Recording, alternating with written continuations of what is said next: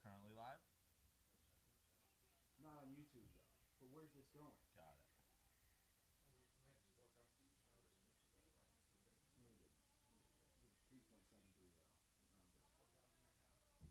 Bro, I'm looking at the analytics. We're not arguing this right now.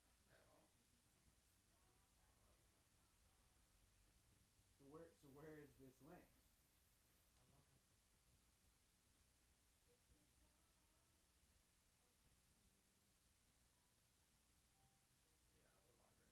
On YouTube?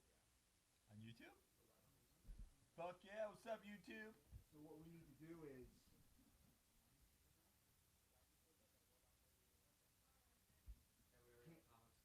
we should cancel this and then go right live on radio live. Let's just go live.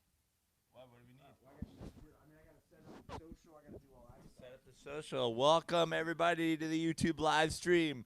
We are live pre-show, the pre-show. Oh yeah, it says we're live. It happened right now. We're live on YouTube. I'm Joe Praino, coming to you from the Smut Studio in Venice Beach, California. Right next to me on my right is my co-host Andy Ruther. To his right is his son, who he's been yelling at off camera. It's an awkward family thing that's happening here, but you know, Sunday in the Smut Studio. Where do I go for this to find it? We're here broadcasting Lakers Clippers live, which is a exciting and important game at Staples Center downtown today. Arguably the two Western Conference Finals teams this year. Obviously, a lot could happen, but seem to be everybody's favorites. And this is a big game. The Clippers 2-0 against the Lakers this year. Clippers at full strength, finally adding players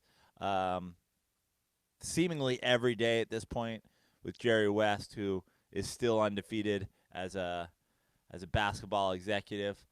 LeBron trying to overtake Giannis as the league MVP. A lot of people think he has stolen votes in the past couple weeks.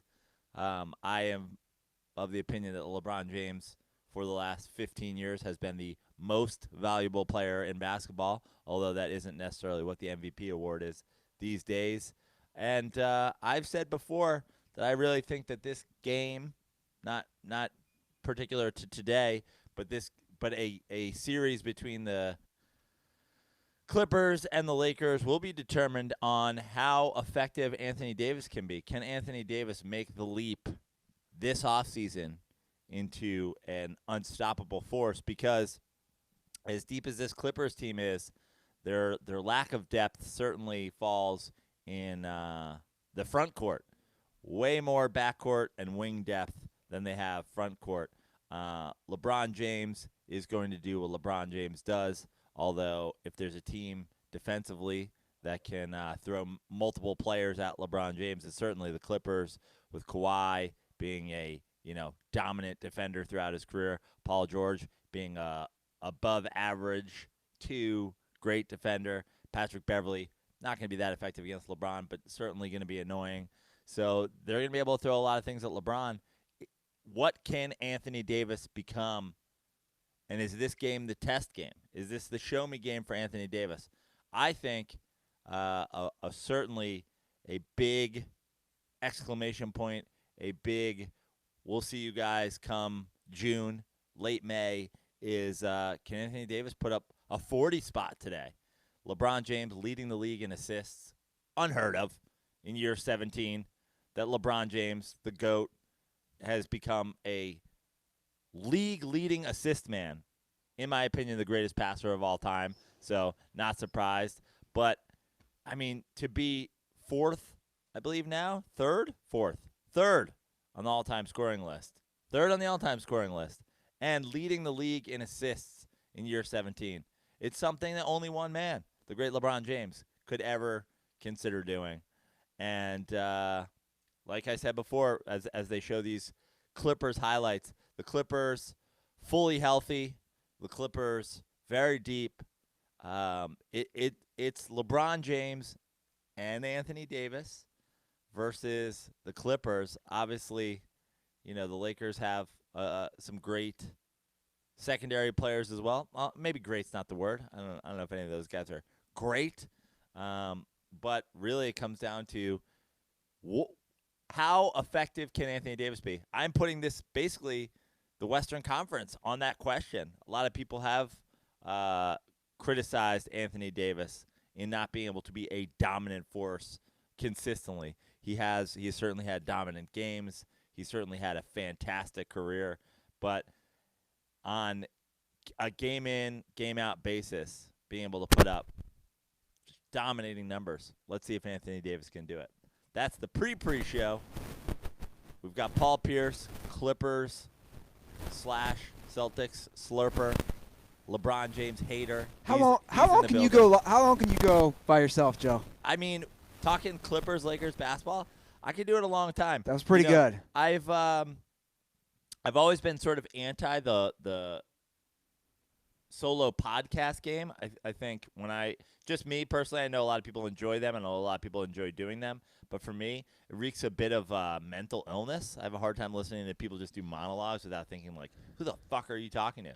But on topic here with, constant changes in visuals going on in my background, yeah, I think I could call an entire Lakers-Clippers game.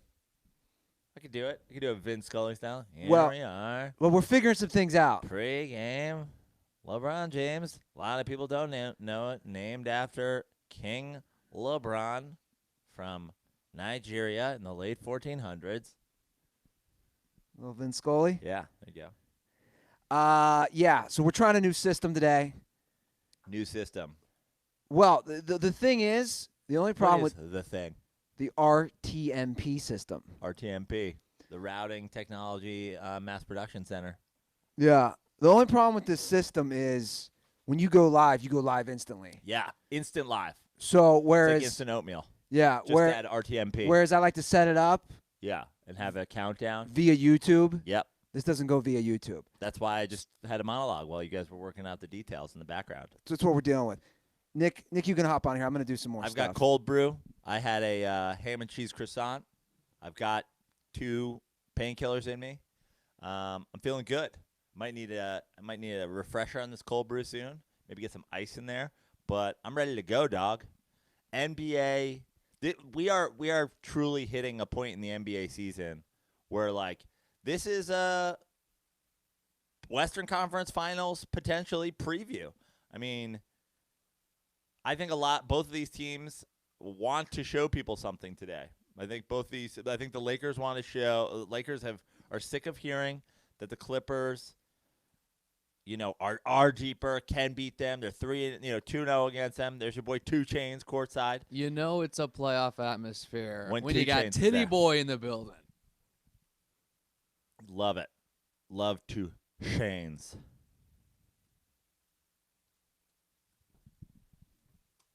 Clippers with their black court. I believe they're gonna have those city jerseys. I like those. Hate those. You hate them? Well, I like the Grand Theft Auto look. I don't. The Clippers, and this was my point. The Clippers have no identity. They have no identity. They suddenly black. That's something that at this point, essentially every sports team except the New York Yankees has tried. Yeah. We're gonna go black. We'll sell a bunch more shit. Some teams it works for. Some teams it doesn't work for. The Clippers, I don't know. I mean, yeah, they lack an identity, but the Clippers have always been the second team, so searching for an identity is fine. And I think they're cool unis. I like them.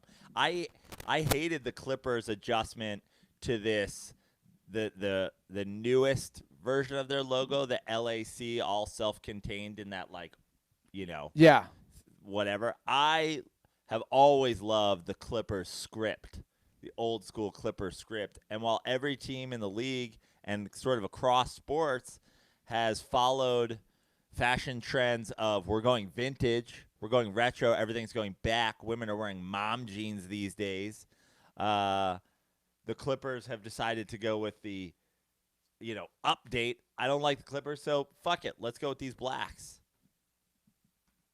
I'm fine with it. Because, like you said, the Clippers aren't ruining any sort of beautiful aesthetic history. Do you have a favorite uniform in basketball right now, just based off of the current NBA? I do love the Miami Vice unis. Those are great. I really like my Knicks city uniforms that have like the offset like side stripes going down the side. That for anybody who remembers, I went out of my way to buy the Kristaps Porzingis jersey, which arrived to my apartment seconds before he hurt his ankle last year. The famous motherfucker gif, as everybody has seen at this point. I like. Let me think. What else do I really like? I've always liked the Lakers uniforms, the standard Lakers. I like that they've gone back with the side belt that they've got, whatever they call that, the side trimming. But like the Lakers are a great example of like they should never have black in their uniform. Right. Get black the fuck away from like a classic Lakers uniform. I've always liked the Blazers uniform. I like the Blazers when they go Rip City. Who else? Who am I forgetting? Grizzlies, the throwback Vancouver jerseys. Hate them. Really? Hated them when they came out. Hate them now. I mean, like again, the novelty of going retro, I'm like cool with. I like throwing it back to your old shit. But like those jerseys were trash when they came out, and they remain trash today. I'll disagree with that. Who else? Who's got like good looking jerseys these days? There's a lot of fun alternates, and there's a lot of bad alternates too. Like for example, the Mavericks have a great old uniform, but yet when they go with their city jerseys, it's like some weird cartoony, fucking light graffiti. Green, yeah, graffiti style. Yeah. Who else? Who am I forgetting? I'm sure there's a couple of uniforms that stand out as great that I'm missing right now. Let's see. That's another. Speaking of graffiti, I hate the Nets graffiti jersey. I know they're trying to go like Brooklyn graffiti, blah blah blah. But like, God, do I hate those? Anything that looks cartoony, I hate. I do like these Lakers ones, man. The Lakers ones with the stars down the side, also pretty sweet. So the Lakers and Clippers have 2 more games this season. This and one more after today. Yeah. Lakers 20-0 when LeBron scores 30 points. Yeah. That is a fantastic stat. No, he had a great night the other night against Milwaukee. It was basically it was fun because it was him versus Giannis. They were guarding each other a lot. Yep. Which was fun to watch. And that's got to be an incorrect fact though. I've heard LeBron never guards the other team's best player anymore. He defers. He doesn't like taking the most important guy on the other team. That is, of course, according to a man who literally wears tinfoil on his head. Sam Tripoli? Shots fired. Yeah. I can tell you that there is a chance Sam Tripoli is watching us do this broadcast. I know that there's a slight chance because one thing is for sure, Sam Tripoli not at this game. Yeah. Doesn't attend Clippers games. Sam Tripoli goes to Staples Center for UFC fights. Sam Tripoli goes to Staples Center, I'm assuming, for, Frozen on Ice with his 2 new daughters. But he does not go for Clippers games and has not attended for Clippers games in a few years. Yeah. Well, I'm excited. This is going to be a fun game. You really have to think, I know you touched on it earlier, you really have to think the Lakers kind of have to win this. You don't want to fall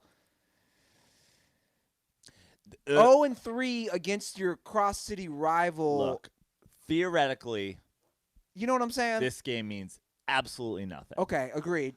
But I think everybody involved knows that this has Western Conference Finals preview written all over it. Yes. And I think that winning this game, I think if you go to the next level of thinking about this game, besides a fan standpoint or we just want to win the game standpoint, I think if you go to the level that Frank Vogel, Doc Rivers, LeBron James, Kawhi Leonard, the masterminds behind both teams are at in terms of it's almost more important that you learn something from this game than winning this game. But yeah. I think winning obviously is important for a state of mind. You certainly don't want to get swept for the season sure. by your crosstown rival. So I think the Lakers do value how important winning this game is, but I think if they learn something from this game and how to attack this Clippers defense that has gone to another level in the past couple weeks, I think that's as important, if not more important. Like you said, and they're showing the clips now, LeBron was fantastic against Giannis, and the Lakers beat the Bucks. Is there a bit of a hangover from playing the number one team in the league 2 days ago? And look, and this was the thing. If you watch that game, and I did, there was a stretch, I believe, in the fourth quarter where every single point was either LeBron or Anthony Davis, which is basically what they need to win a title. Absolutely. I mean, obviously not. They don't need. They're going to need more guys contributing than LeBron James and Anthony Davis to win a title, but they're certainly going to need those guys to be dominant. And again, I think I've repeated this all year ever since I went and watched a Clippers game live. Their lack of depth in the front court, to me, it's like you need LeBron to be LeBron James, which is excellent, otherworldly for them to win a title. But they also need Anthony Davis to be better than he's ever been in the past on a consistent basis. The Lakers to win a title, specifically getting through this Clippers team, are going to need Anthony Davis to be dominant. Yeah. That's what I think the difference is going to be. And really, it comes down to, can he or can't he do that? Because I think that this Clippers team has world championship potential, for sure. I don't think anybody can deny that, especially the way they've gotten healthy, the players they've added, and the way they're playing defense. And they have Kawhi, who has proven he can be the best player on a championship team multiple times. He is a closer. They have a clutch player. It really comes down to, can Anthony Davis exploit a lack of front court depth? And not just a lack of front court depth, but no single player on the Clippers that is in their front court that is in his class at all. Yeah. If he plays down to that competition, I think the Clippers go to the NBA Finals. If he plays out of his mind because they don't have a guy who should be able to guard him regularly, and I understand that Doc Rivers is going to have a rotation here. He's going to be throwing different bodies, different sizes, guys fouling the shit out of him. But this is sort of where you make a leap from a great player, an all-time, an all-star, to a guy who has to be talked about for a while. If you take prime Shaquille O'Neal against this Clippers team, they have no shot. The Clippers team have no shot. He shits.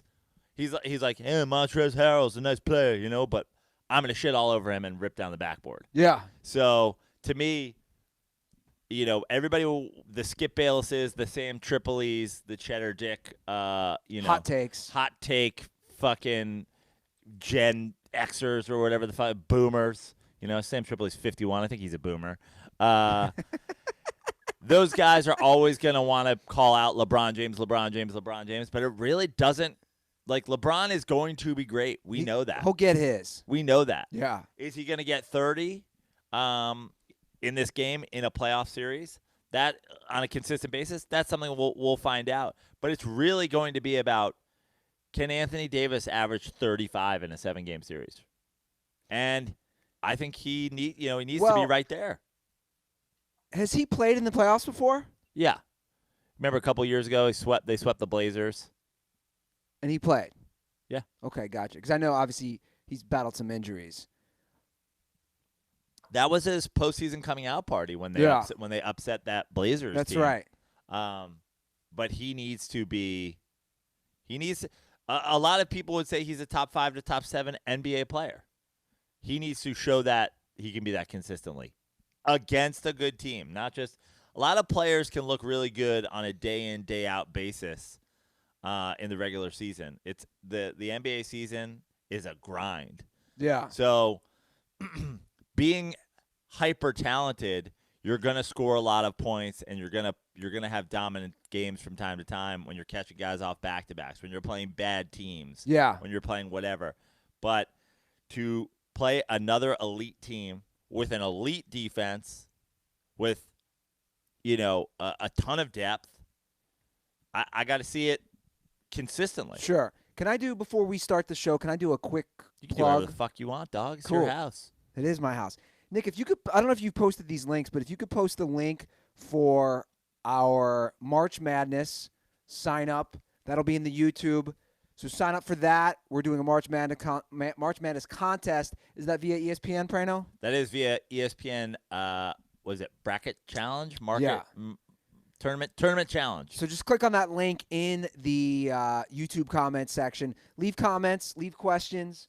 We'll be here during the game. The password for our challenge is DirtballFam, all lowercase. DirtballFam is the password. Right. Shout out, by the way, to a member of the Dirtball Fam. Remind me his name. Keenan Soto. I'm breaking in and working the El Paso Chihuahuas hat. I like it. I love it. I think we might have to head back to Texas. Is that on deck for this year? I don't know. I was showing my buddy yesterday. I was down in Redondo. I was showing my buddy some of the videos, and it brought back a little nostalgia. We had a little Dondo day yesterday. We did. I don't know if our boy Chris Wild's at this game. I hope he is. Yeah. But, man, it's nice to be down in Dondo. I like Dondo a lot. There's some rumors of Dondo moves, possibly. Is the Dirty Sports HQ potentially relocating to the South Bay? I mean, it's a big move. That would be a big move. But I love the peace and quiet. I love that you. I don't know if it'll be the Smut Studio. No, it in wouldn't Dondo be. anymore, It wouldn't right? be. It would be the graceful studio or Yeah. the elegant studio. Yeah. A little different down in Redondo. Yeah. Family vibes. And you know what hit me today, Joe, when I was driving over to grab you? I do. By the way, they just showed. Speaking of uniforms, I do love that LA City uniform when it's just I think they got rid of it for this year, but the ones they were rocking the last couple years with just the LA on it for the Clippers. For the Grand Theft Auto jerseys. Didn't see a single homeless person yesterday in Redondo Beach. Didn't see a single homeless person. Yeah. You can't say that. You can't say that really anywhere. Can't say that in Santa Monica for sure. Venice, of course not. Chris Wild's the closest to a homeless-looking person in Redondo. I agree. Yeah. He's with the closest thing to a homeless person down there. What do we make of the Clippers being sponsored by Bumble? Is that one of the funnier sponsorships? I think it is one of the funnier sponsorships. Yeah, I like it. It's cool. Our hood. There we go. The old Santa Monica Pier right down the road. Yeah. They love doing that whenever it's an LA game. They love showing the beach. All right, little Santa Monica Pier underneath it. Got to be a good gig for the guy who's like, you're the remote camera guy. It's just, hey, go hang at the beach all day. Get a bunch of B-roll of the Santa Monica Pier. Little Beverly Hills. That's where I shop, Rodeo Drive. Yep. This is how bad LA is. I saw a homeless guy going to a Fat Burger in Beverly Hills right next to Rodeo Drive. When the homeless have infected Rodeo Drive, bro, it's worse than the coronavirus. We've got starting lineups: Bradley, Green, James, Davis, McGee for the Lakers. Clippers, here we go. Beverly, George, Leonard, Marcus Morris Sr., and Zubac. And that is everything that you need to know about this matchup. Yeah. Zubac starting at the 5 for the Clippers. That matchup needs to be exploited. What does Prime Shaquille O'Neal do if he walks out on the court in a 7-game series and Zubac is the guy guarding him? 40-20. Right? Yeah. It's what needs to happen. It's really what needs to happen. Now, how many fans, I know it's a Clippers home game, but I would love to know the percentage of fans that are there rooting for the Lakers. I bet you it's got to be close to 50%, right? You think it's that high? Yeah, I do. I think Lakers fans have the money. I think that is a factor in a potential series for these guys too. That in a 7-game series that never leaves LA, it's always Lakers favorites. Yeah, I mean, look, for a playoff series, I'm sure that the Clippers have sold enough season tickets that they have at least 50% of their capacity to season ticket holders. But you're looking at, in a Lakers-Clippers series, Lakers games are going to be 90-10 Lakers fans. Yeah. Clippers games are going to be, 50-50 or 55-45 Clippers. That's got to be a big factor to play at home, never leave your locker room, and have at least a bit of fan support in every game of the series. Yeah. Let me you hop on here, or Nick, you're on, but let me push this on IG real quick. Now, here we go. Correct me if I'm wrong, but isn't in the NBA usually the home team wears white jerseys? Not always. Not always. There's a lot of different. The NBA is one league too where there's a lot more leeway with that. Like in the NFL, obviously the away team is always in white. Yes. But with a few exceptions, like that's why you almost always see the Cowboys in white. But there's a little bit more looseness in the NBA. A lot of different teams. But this is for sure interesting here. If I'm the Clippers, why do you not have Harrell out there for your starting five? Because they have Doc Rivers has a very specific second squad that they love the fact that their second team can play with some first teams. Like Lou Williams is the third best scorer. I mean, for scorer, he might be the first best scorer, but he's the third best player on the Clippers. Me and Dirtball Matt Olson, we were talking last night. The Clippers' second team is pretty much better than most starting fives. Yeah. On a lot of NBA teams. Yeah, and that's part of the. I mean, starting Beverly and like even last year when they had SGA. Reasonably could have started over Patrick Beverly, but they like to do this. They like to have distinct, almost lines for their team, and it helps with their depth. And they're off to a slow start here. Both teams 2-0, but a couple of gross misses for the Lakers. An air ball from Anthony Davis to start the game, a bad brick hook shot. LeBron misses a layup, although it was in traffic. And now finally, with their first chance at points, on a long outlet pass from LeBron to McGee. He misses the layup, but he does get fouled. Catches one in the face. There's our boy, Doc Rivers. What I like about this Lakers team, and I don't think enough people were talking about it, is I think their pieces fit a lot of them. Take somebody like a JaVale McGee. He's going to give you 16 or 17 good minutes, defense, rebounds. Dwight Howard comes in. He's going to give you about 20-plus minutes. Same thing. Defense, rebounds. Caruso is going to play smart. He's going to be that guy who's going to take charges, hit open threes. I think they have a lot of those guys who know their role. And I think you see this time and time again, right, Joe? Guys don't know their roles and don't play them sufficiently. I think the Lakers have that. Well, that's, I know everybody wants to always accuse me of being a LeBron James slurper, but that's a LeBron James thing. LeBron James, every team he's ever been on, they pick up these like loose parts that are guys who this is two air balls from Anthony Davis. This is precisely what I'm talking about. This is two 3-point wing shots from Anthony Davis. Wide open. Zubac is guarding you. Go down in the block and fucking dunk on somebody. Yeah. What are you doing at the 3-point line? Yeah, I agree. It's not going to be good for the Lakers if this is if this is Anthony Davis style.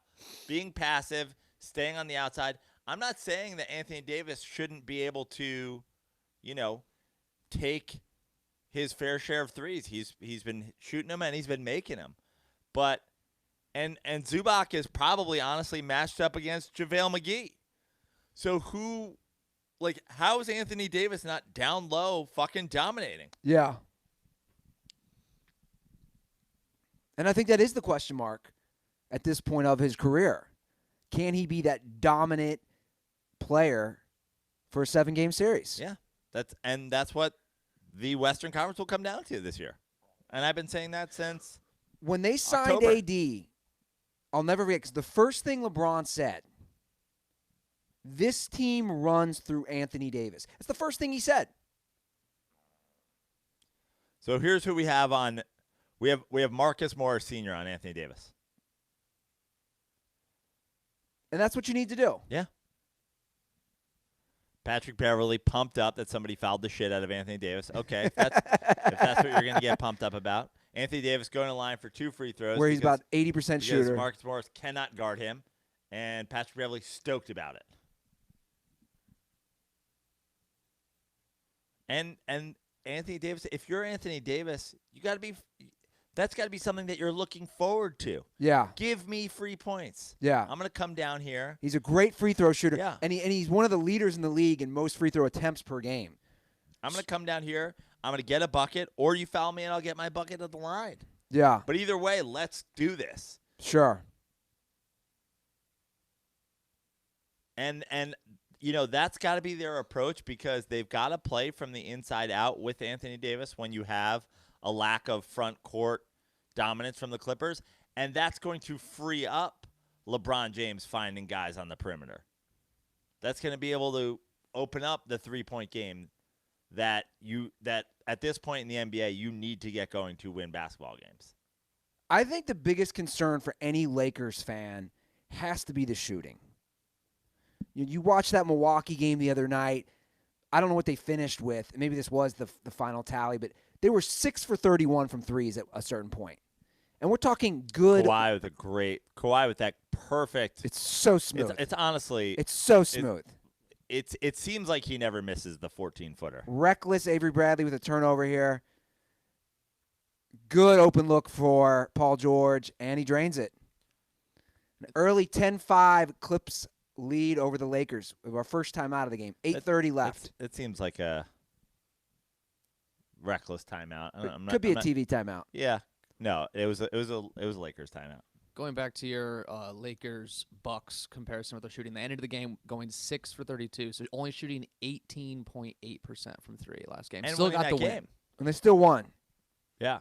But that's my point. Come playoffs, you've seen teams when you just can't shoot. I mean, we all can go back to that epic Rockets Game 7. How many did they miss in a row? 30? Like 23? Like yeah. It was some wild amount. Here's the thing with the Lakers and their three-point shooting. LeBron James is going to find open guys. He has his whole career. He has taken passing. The reason I call LeBron James the greatest passer of all time isn't the fanciness of his passing. It is his ability with his strength and his vision of throwing skip passes, meaning normally, if you want to go from one side of the court to the other, you have to go through a middleman. Yeah. LeBron James, with the velocity he throws passes and with seeing guys who are open, he throws passes to guys that honestly, and this is just the truth, you can go back and watch games, 15 years ago were not open because they were too goddamn far away for anybody to reasonably get them the ball. LeBron James is going to find open guys. If you're in the NBA, you have to hit open shots. I don't care who you are.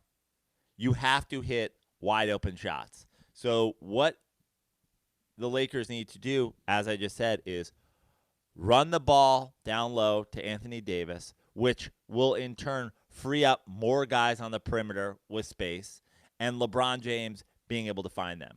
So I repeat, it starts with Anthony Davis. Yeah. And then LeBron's going to do LeBron things. Yeah. LeBron's going to deliver passes no one else in the history of basketball can deliver. And then those Lakers guys, I don't care who you are. I don't care if you're Rondo or Avery Bradley. If you have 4 feet of shooting space, you have to shoot you or have make it. to make it. You have to. And that again, that has to be a concern for any Lakers fan going in, because they just haven't shown. Nikki, can I get a refresher over here? You want a Miller Lite or do you want another coffee? Ooh, let's do both. Oh. Let's do both. Can I get a little ice in? But the way you made it was perfect. Just add a little ice, and then I'll take a Miller Lite on the side. Why not? Yeah, there's ice in the fridge. You could just throw a couple probably in the Freezer. My man's been here 2 months. Here we My go. man has never seen ice. Here we go. A Monday, Tuesday Bachelor season finale. There was talk of me and Tug going live via our YouTube stream, potentially post a Monday or Tuesday episode. I will not be here for that. Okay. I will. You gonna leave, or you're just not gonna? You're not in town. I mean, I have zero desire to cover The Bachelor. Well, hopefully Tug's watching and he's interested in participating with me. Just gonna have to decide which day we're doing this. Do we do it like after? I feel like after the last one is like, what are we doing? We're really recapping. Maybe after a Monday. Well, we're back in the game, but real quick, you did reveal something yesterday. You signed me up for The Bachelorette. I did nominate you for the Bachelorette because the new Bachelorette is 38 years old. There was published reports that some of the guys who had gone down. There you go, Yeah, AD. Anthony Davis There with a you big go, AD. steal and dunk. That's some of the 25, 26-year-old guys that were progressing along were then cut because the Bachelorette or Bachelor producers got back to them and said, we've decided to go with an older. Oh. Another steal. Avery Bradley over Patrick Wow. Beverly. You know what? Maybe that timeout was good. Oh, he just got teed up for taunting. That's one of the weaker tees I've ever seen. Yeah. A nice timeout after all by Vogel. Quick hands there by Avery. Avery Bradley always been a fantastic perimeter defender. They teed him up for that? They teed him up for that. Look at this weak tee. I still don't know what they teed him up for. For just taunting after he made the basket. By just like a point and some words? That's pretty weak. So, yeah, being 38, I thought you were – I want to see what happens here. Oh, he just stares at him? That's it? Oh, that is fucking – God. Lakers 9, Clippers 11. Never forget. Too soon. Too soon considering you were the perpetrator. Too soon for that joke, Joe. By the way, you Subac off his leg. And 3 straight turnovers for the Clippers. I don't understand why these teams advertise the website. Do people not know to go to Clippers.com or Lakers.com or whoever the team? I think it's one of those things where, it's just a consistency thing. Just constantly have it out there. I'm seeing a lot of yellow in the crowd here. Yeah. Lakers fans got money, dog. Yeah, it's true. LeBron James going to the line with a chance to tie it up. Do you give the Clippers or anyone else any chance of overtaking the Lakers, the number 1 seed? Yes. You do? Yes. I don't think it'll happen, but I do give them a chance. I mean, the Clippers have been – the Clippers are what, 6 games back right now? Yeah. So it's gonna be tough this late in the season, but 6 games is a nice little Clippers win streak, and God knows, something happened to the Lakers. I would bet just about anything right now that the Lakers do end up the 1 seed. That'd I think be it's a pretty big important to them. collapse. Yeah, it's important to them, There's but about 20 games left in the season. There's a chance, Yeah. but no, I think it will be the Lakers. So we're 11-11 with 7:06 and counting, first quarter. Nice look by George. Completely bricked. Yeah. Was that Morris? Yeah. Missing that corner 3. LeBron's James. getting very aggressive right now. And one. Yes. God, I just love LeBron James so much. And, obviously I've been outspoken on the show about how great I think LeBron is, but whenever I watch LeBron playing against elite competition, like this game, obviously a very important game, that's why we're calling it, this is a statement game. He, just more than anybody I've ever seen, and it's why I love him, plays the game the right way. And by that I mean it's just like he's always making the right decision. Yeah. I wish I could say the same about my dating life. Yeah. Definitely never making the right decision. No, you're more of the Nate Robinson of dating. Just reckless shots. Just like weeks on end in the doghouse. You called me that. No, I don't get in doghouses. I don't. I mean, the way Nate Robinson would, he would be so reckless at times that Mike D'Antoni would be like, "I'm sending you to the bench for 2.5 weeks to think about what you've done."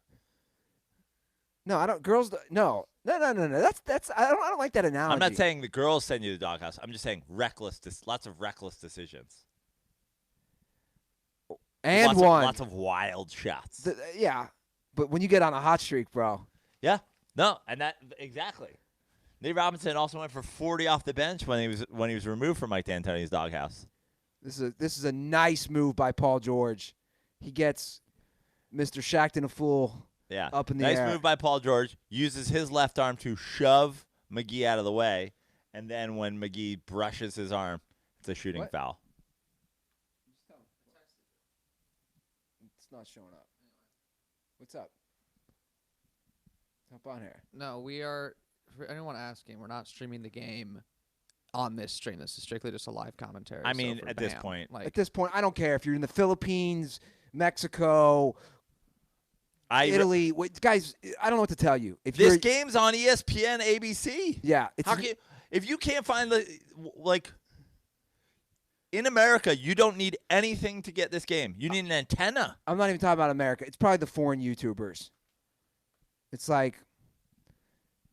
I just don't care. I ignore those comments. Let them give a downvote. Let them leave the stream. It really doesn't bother me. It literally says Lakers versus Clippers live commentary. I mean, I guess he short armed that one. I'm not really. That was very un-Kawhi-like to even take that shot. LeBron James, the greatest passer of all time. We can argue whether or not he's the GOAT in your opinion. He obviously is in mine. But at this point, I just don't understand. That was great passing all around. He's the greatest passer of all time. Bradley LeBron to AD. I mean, LeBron on the two-hand touch pass. This is a fun game so far. 16-16. Yeah. Lots of bricks, though. Lots of guys. You got to love if you're the Lakers every time Marcus Morris shoots. You got to love it.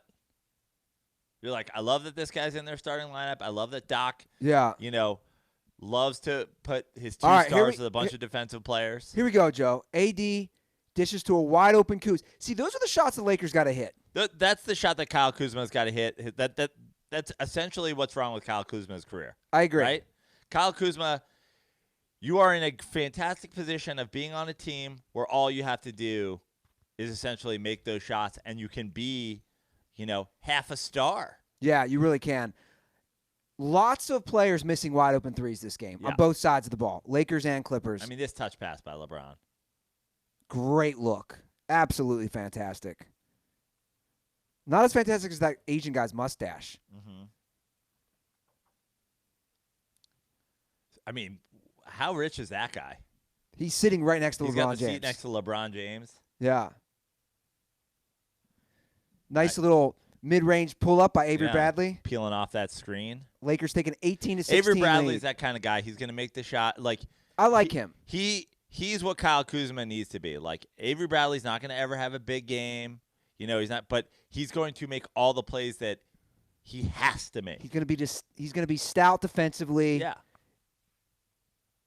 LeBron James to the bench for his first break. LeBron James at this point is on a very specific schedule. Here we go. The Morris brothers about to go at it.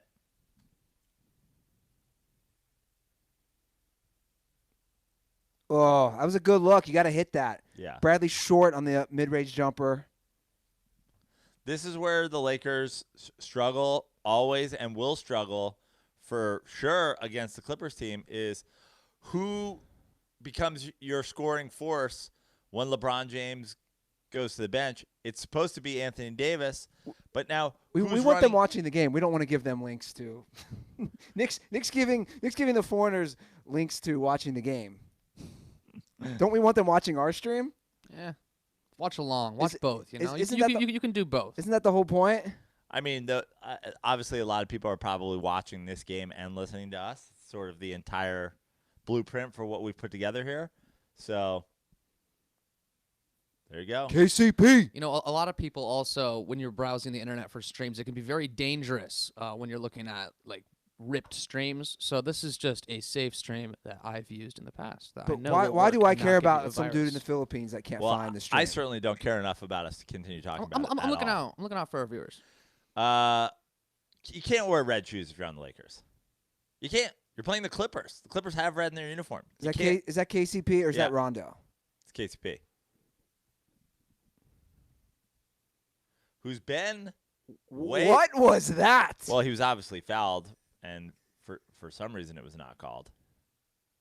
Bradley really stepping up defensively. I have a problem. I should say I don't have a problem with the out of your color scheme sneaker.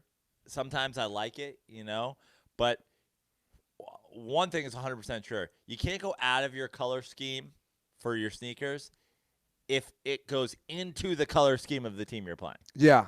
You can't do that. Now, black, white, that's a whole other thing. Let's say you can wear black sneakers if you're on the Lakers right now, if you're playing the fucking Nets. But you can't, if you're playing the Clippers, you can't have red shoes. You Sure. can't. Yeah. I'm. It's the first time I ever questioned LeBron James' leadership skills. Okay, How are you allowing that to happen? not to divert the conversation. We're watching a Wingstop commercial. Yeah. What's your opinion on Wingstop? I can't say I've ever been to Wingstop. You've never had a ever. Wingstop? No, I don't think I've ever been. Isn't Wingstop like Pizza Hut or something? No, it's a lot of times I believe it's still owned by the same company that owns Fatburger, because a lot of times they have Wingstops. I think I'm right in Fatburger. I thought Wingstops were like in Pizza Huts, or is that a different one? I think the Wing Street you're thinking of. Wing Street. Okay, for that reason I'm out. Wing Street, Wingstop. As far as my and I don't want to say shitty, but as far as my I'm going B-dubs all day. Buffalo Wild Wings. Yeah. And then, I don't mind like a Hooters wings. I know you're anti-Hooters. But like a B-dubs, a Hooters. Do Hooters still exist? Somewhere, I'm sure. Where's the Hooters in L.A.? I think there's one down in, like the South Bay, but like inland a little bit. Like I want to say it's Torrance or whatever. I know there's one Chris Wilde goes to literally all the time, which we'll go to when we move the Smut Studio to Redondo. Oh, it's happening now, huh? Yeah. It's official? The Dondo. I think we even go to. Let's get the Smut Estate in Palos Verdes. The Smut Estate. Yeah. What's that entail? The Smut compound, like some land with like multiple separate buildings. Are we running a cult like or a compound. podcast? Yeah. Yes. The answer to that question is yes. We are. Yeah. You focus on the podcast. I'll focus on the colting. Nick will make propaganda videos for both. Propaganda videos. We're like When you have a quality video guy, do you know how easy it is to start a cult? Yeah. Let's go. We're like a Netflix documentary in the making. Yeah. I mean, this is just reckless. Smutty world. Yeah. This Kentucky Fried Chicken Donuts. I mean, what is happening? I don't know, but I jizzed a little. I tweeted out the other day how many people die of heart disease versus the coronavirus. Dude, not to be all conspiracy theorist, they just don't want to talk about. Dude, the coronavirus, I read an article in the LA Times. Do you know how many people got the flu last year in America? 200,000. 32 million. Yeah. 32 million got the flu. Do you know how many died from it? I'm sorry. That was. I thought that was what you were asking. Like in the tens of thousands, like 20,000. 18,000 died of it. Yeah. So again, 18,000 people died of the flu last year.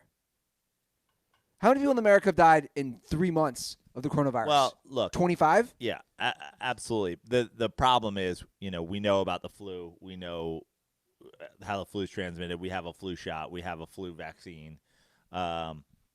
This happens all the time where something pops up and they don't know the answer. They don't know the answer yet. But my mom works at a hospital, and she said that's exactly what she said when I was talking about it. She's like, they'll come up with a coronavirus vaccine, and 65% of the population won't get it, just like they don't get the fucking flu shot. Yeah. Kyle Kuzma called for a foul, which he's complaining about. Now, Kuzma lost the M&M look. Now, if you were the Lakers right now, right, you would for sure trade Kyle Kuzma for your boy, just straight up, right? Get your boy back. Brandon Ingram? Yeah. Would I trade them right now? Yeah. The way Ingram's playing, yeah. Yeah, I mean, I would say it would greatly improve the chances of the Lakers winning a championship if they had Ingram instead of Kuzma. Wouldn't you agree? Can you just say Kyle Kuzma is trash in hopes of? I haven't been this giant Kuzma defender. No, I know, but I need you to say he's trash so that he can have a Brandon Ingram like career resurgence. He's pretty trashy this year.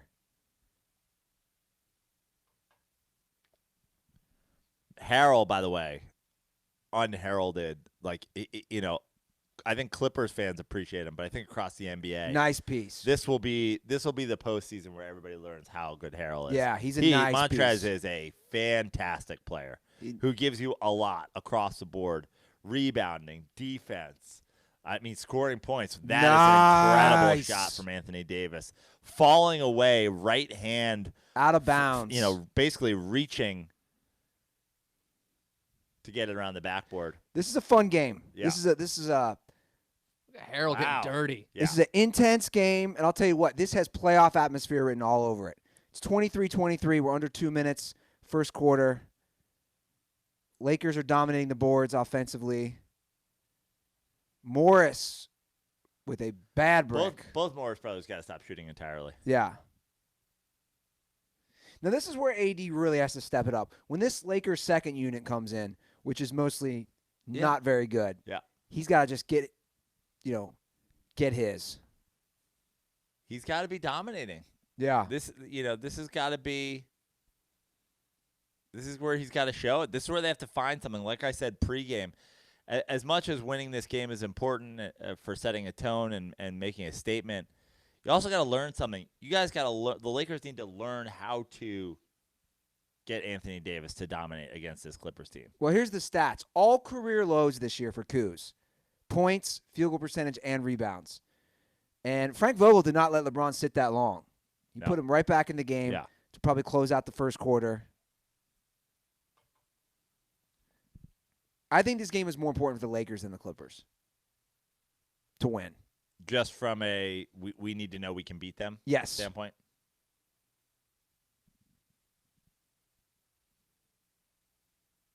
Look at Montrez working off the dribble. Nice D by Morris there, though.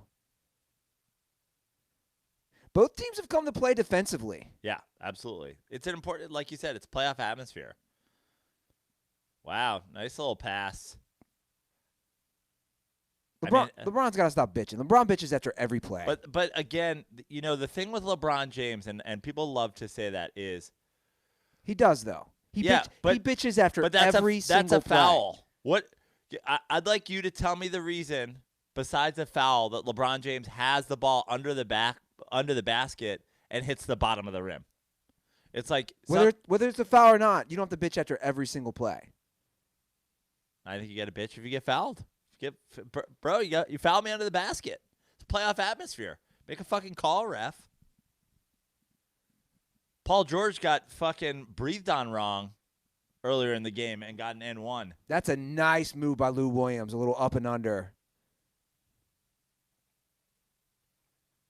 25-25.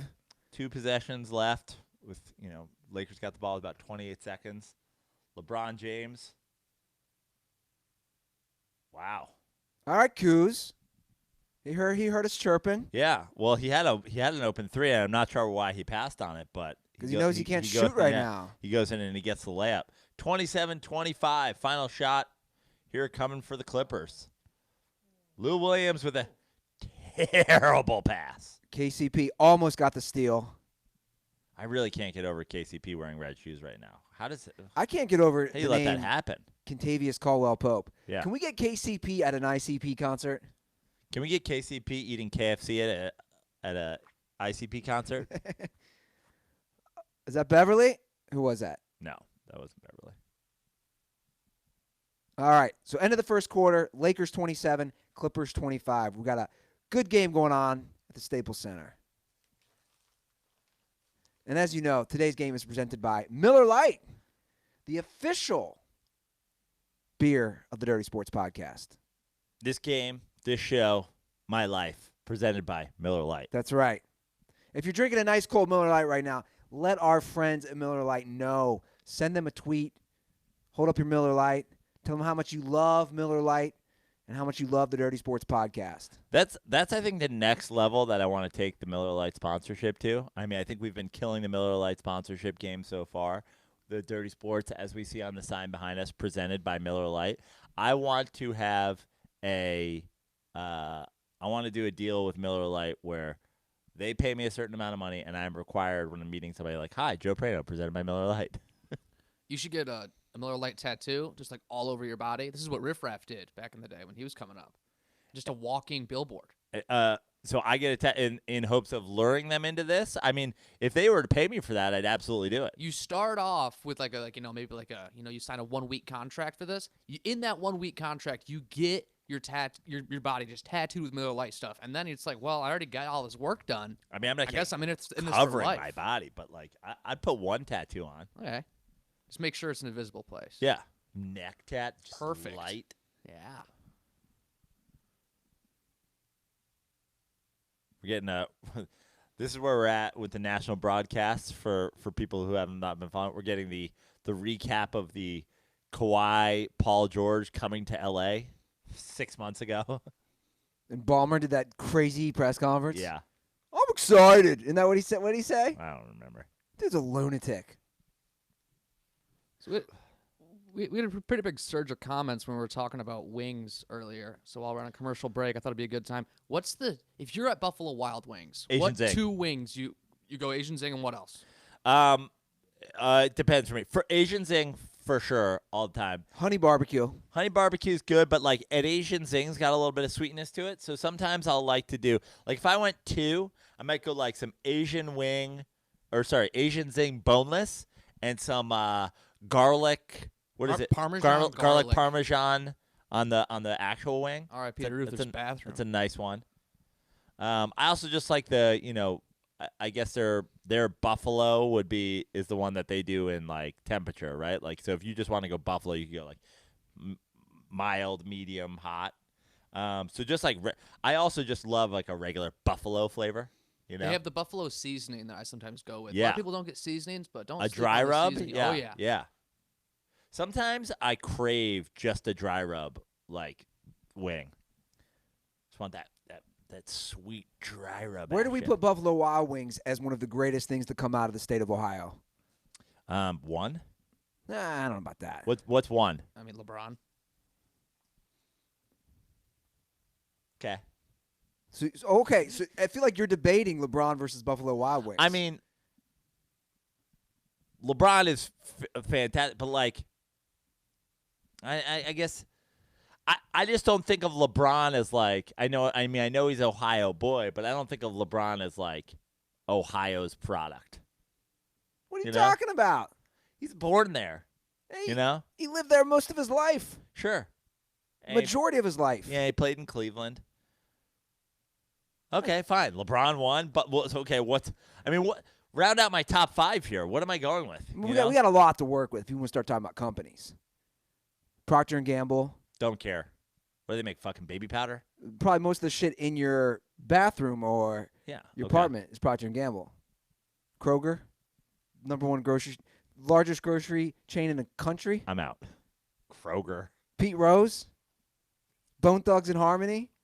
I mean Neil Armstrong. See how loose we're getting now? Like Neil Armstrong?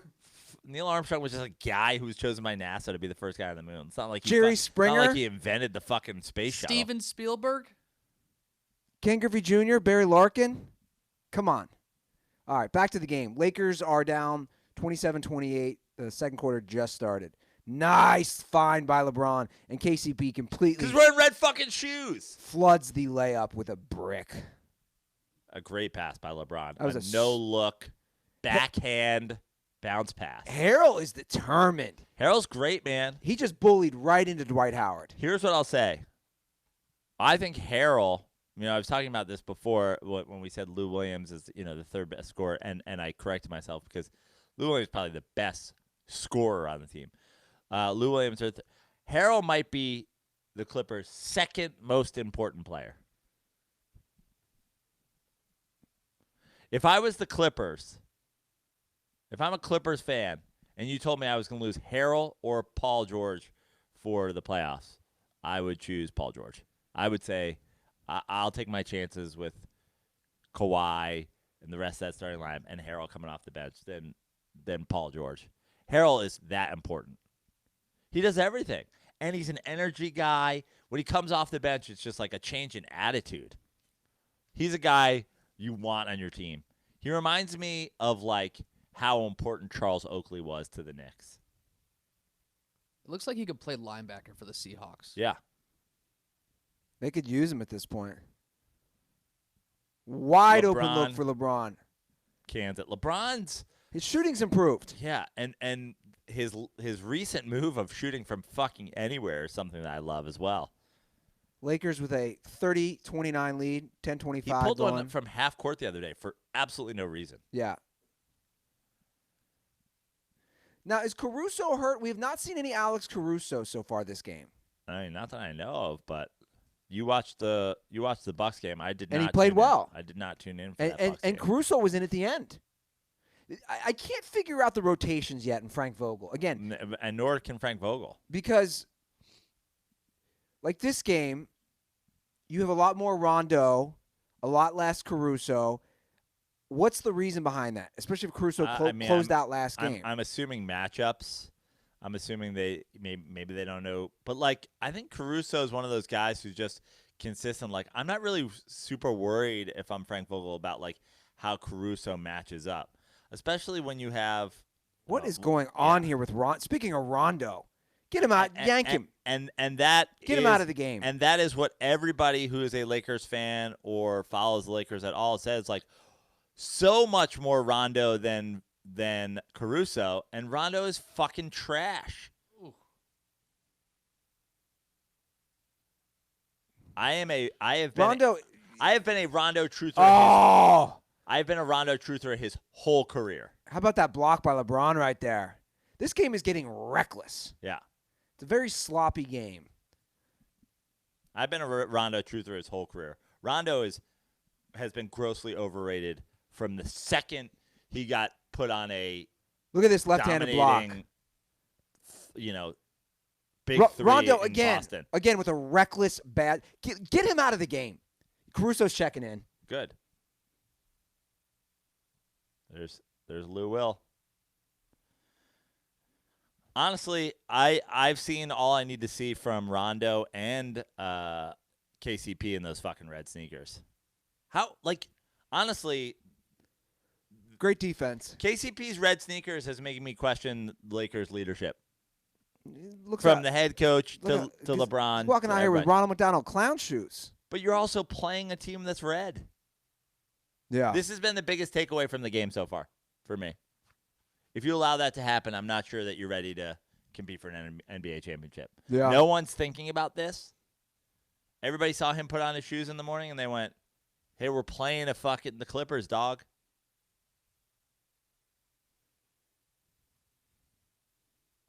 Why is Facebook I was promoting? just about to say, Facebook's like promoting, this is a groups. They're promoting groups. When's the last time you're on Facebook, like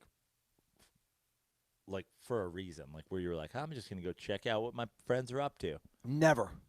Facebook's like, oh, this is when their birthday is. You can keep up on some birthdays. And you get the alert every day, right? Like, Yeah. The notification of like, here's whose birthdays it is. Sure. Nick, do you ever go on Facebook just to see what people are up to? Absolutely not. I go on Facebook. Like the two things I'll give Facebook that they're good at. One is the birthdays. Second is the memories. If you sometimes they do like the whole time hop thing. Like, oh, you did this 9 years ago or something like that. I use I think Facebook for Google that Photos, when you go on Google Photos now, the top of your thing is like 1 year ago today, 2 years ago today, 3 years Yeah. ago, Yeah. and they put together a little story for you. I never go on Facebook. I only go on Facebook when I get a notification that's once a day for birthdays, and then the only reason I ever got on Facebook in the first place, I wasn't on Facebook till I moved to LA, and everybody was doing comedy booking through Messenger. Which still happens. Oh, I wish I could get off it now. Yeah. It's the only reason I'm on Facebook. I'll go on for Dirty Sports' Facebook page. And signing up for accounts. Sometimes you can be like, continue with Facebook. You know, you can log into like certain things. Good for that. But also you have Google for that as well. Yep. I think the worst Facebook is comedian Facebook. What do you mean, comedian? Like, Just because probably the majority of both of our friends on Facebook are comedians. Are just all they do is bitch. All they do is whine. Lyle Behrens is the only entertaining Facebook person I know. Yeah, it could be. Yeah. Shout out to Lyle. This is comedian Facebook. Looking for a new car. Can anybody recommend? Like, yeah. Fucking Google, bro. Yeah. Get a friend. I've sold a car on Facebook before. It's very millennial of you. Yeah. On like Facebook Marketplace, or you're just like, I'm trying to get rid of my car. Just like put it up a post, and a friend from school bought it. Here's a great aerial shot of Los Angeles. Yeah. Beautiful day today. It's clear. Female NBA assistant head coaches. Because it's International coaches. Women's Day. So we got what? 11 of them? Do you guys know any of those names up there? Becky Hammond. That's it. Yeah. Who would you have sex with up here? Teresa Weatherspoon, former WNBA player. Would you have sex with any of these women? Hard pass. At first glance, I'm saying no. All right, back to the game. Lakers. 33-30 Clippers. 9 minutes left to go here in the second quarter. LeBron with Caruso finally out there. No AD. This is where it's got to be LeBron takeover time. LeBron really wanted that one to go down. Yeah. That's all right. AD not out there. LeBron's got to get dominating. We saw before the game started 20-0 when LeBron James scores 30. 8 here in the Only first taking half. 5 shots. Yeah. 2 for 5, hit 1 3.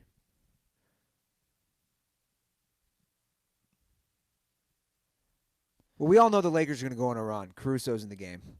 Yeah. And with Dwight out there. You got to finish this, LeBron. You're right there. I mean, come on. It was in and out. Let's see, what the hell is he supposed to do? LeBron's free throw woes continue. He's just like I think LeBron's free throw He thing. like falls away. Yeah, it's a confidence thing, and also he does this thing where he's on his heels, which I've always said like I don't understand. Yeah. Why? Obviously, he's found Harold! Yeah. Oh, Offensive foul. Got the charge. All right, good take by Kuz. I like Harold's aggressiveness though. Yeah, man. Harold's fucking great. He's like, get out of my way, bitch. Not only that, but after the bump, he goes up and he finishes with the dunk. Now, again, call for an offensive foul, but it's that approach Yeah. that you like.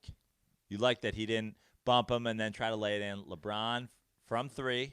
I don't like misses. that shot. I don't like that shot at all. It's a terrible shot.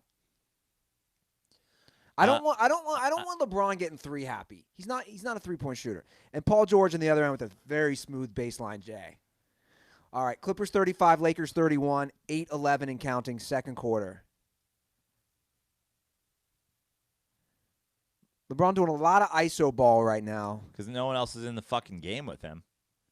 Ah, Dwight. They've got Caruso, they've got Caruso, Danny Green, Kuz, Kuzma, and Dwight Howard. This is the problem in this. If this is a series, is look at the matchup.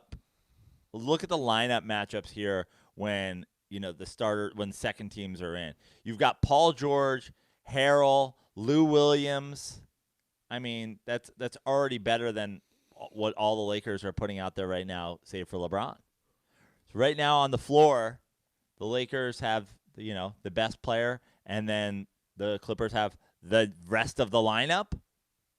I don't hate these Laker players. Again, if LeBron's doing what LeBron does, he's got some shooters. You got guys, you got to just hit your shots. Okay, but I'm just saying from a matchup standpoint, when these backups are on the floor with a couple of starters, when you have Paul George and you have LeBron out there, the Clippers lineup dominates. Yeah. Guys, if you want to sync up with our stream, we're at 7:55 with Paul George just releasing his free throw right now. 37-31. Clips with a 6-point lead. Here we go. LeBron guarded by Kawhi. Nice move. I mean, that is a beautiful drive to the lane for a right-handed finger roll as he comes across the lane. This is a sweet move. Tough shot. Yeah, extremely tough shot. He crossed all the way across the backboard, then turns his whole body around and goes, not quite a finger roll, but just a little one-handed push. Yeah.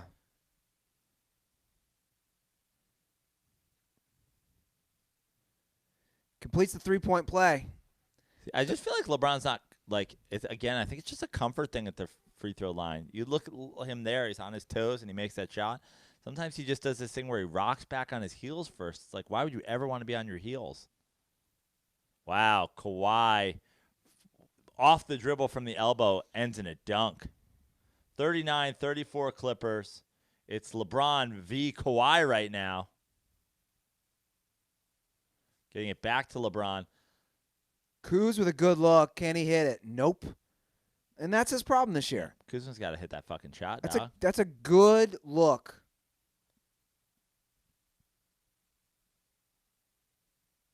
George working on Caruso.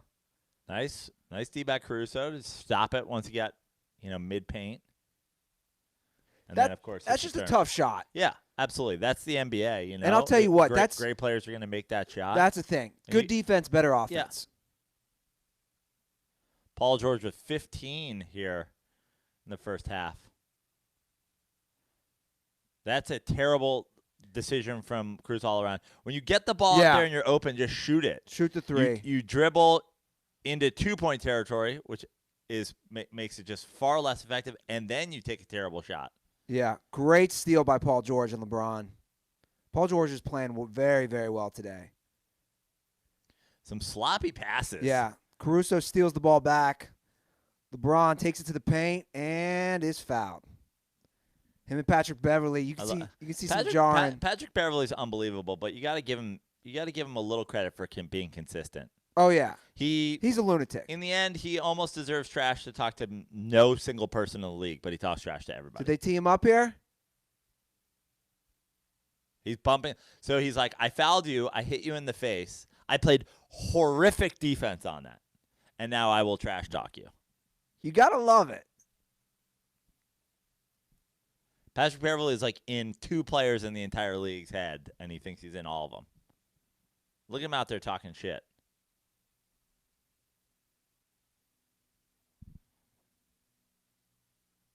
We got 6:16 left in the second quarter.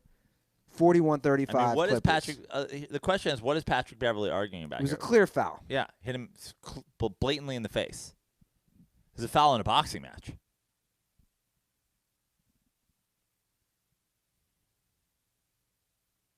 LeBron with the extra stare on the free throw. Yep, and he makes it. Took his time. LeBron is 7 of 8. We've been critical of his free throw shooting, but he's shooting so far pretty well tonight. A lot of free throws for both teams. Paul George with LeBron on him. Ooh, I like this matchup. Zubac sets Calling the for help. screen. Great move by George. I mean, besides the fact that it was a travel, it was a fantastic move, but that's not a travel in the NBA. Hasn't been in 30 years. All right, 43-36, Lakers over Clips. I'm sorry, Clippers over Lakers. Anthony Davis is back in the game, settles for a mid-range jumper and A mid-range, bricks it. he's a foot inside the 3-point line. It's like I don't like that. If you are a 100% wide open, if no one is on the court with you, you should still not take that shot. This is what Mike D'Antoni has brought to the NBA, and at this point is universal knowledge. The long 2, you may as well just kick the ball in the stands. So we've gone to commercial break. 43-36, Clippers over Lakers. Nick, can we get a stat line here on Anthony Davis? I feel like he has been the invisible man this game. How many of those billboards have you seen over LA, by the way? What's that? They Invisible are Man? everywhere. I'm going to guess. How many points do you think AD has? I'm going to guess 7. Let me guess 6. He's got 9 points, 1 assist, 2 rebounds on 11 minutes played. You can't have that. I mean, you're right. You said at the beginning of the game, if they want to win a title or even make it to the finals, he has to dominate Zubac. He has to dominate Marcus Morris. As much as I like Harrell, he has to be able to dominate Harrell. Yeah. I mean, he has to be able to, put up a difficult 30 against Harrell. Sure. Yeah, I agree. I mean, just to compare, Kawhi Leonard currently only has 8 points, no assists, and 1 rebound on 12 minutes played. So it's not like Anthony Davis has been invisible this game, but I think the Lakers have just gotten used to his production, and when it's not there like it is right now, it's showing. Yeah, but this is, again, like on a game-by-game, it's all about matchups, but in this game and in this what will highly likely be a series, this is one of those matchups where you just have to exploit it. This is what I've been saying the whole year, and there are critics of Anthony Davis out there who say, his stats are better than his effectiveness because he does it against bad teams, because he does it in the regular season. And Anthony Davis is still pretty young, Yeah. Anthony Davis is a guy who came out of college after his freshman year. Anthony Davis is just for the first time playing on a team that has any legit shot of being in a conference finals. This is the first real opportunity Anthony Davis has to show us exactly what he is. And he's, again, it's not a matter of if Anthony Davis is playing well or not playing well, but he has to be better than this for the Lakers to win a championship. Shout out, by the way, it's funny. I love it when I come across, for one reason or another, terrible takes. Shout out to Nate Bosworth, Dirtball, who predicted that the Utah Jazz would be better than the Los Angeles Lakers. So that's a nice Mormon hot take.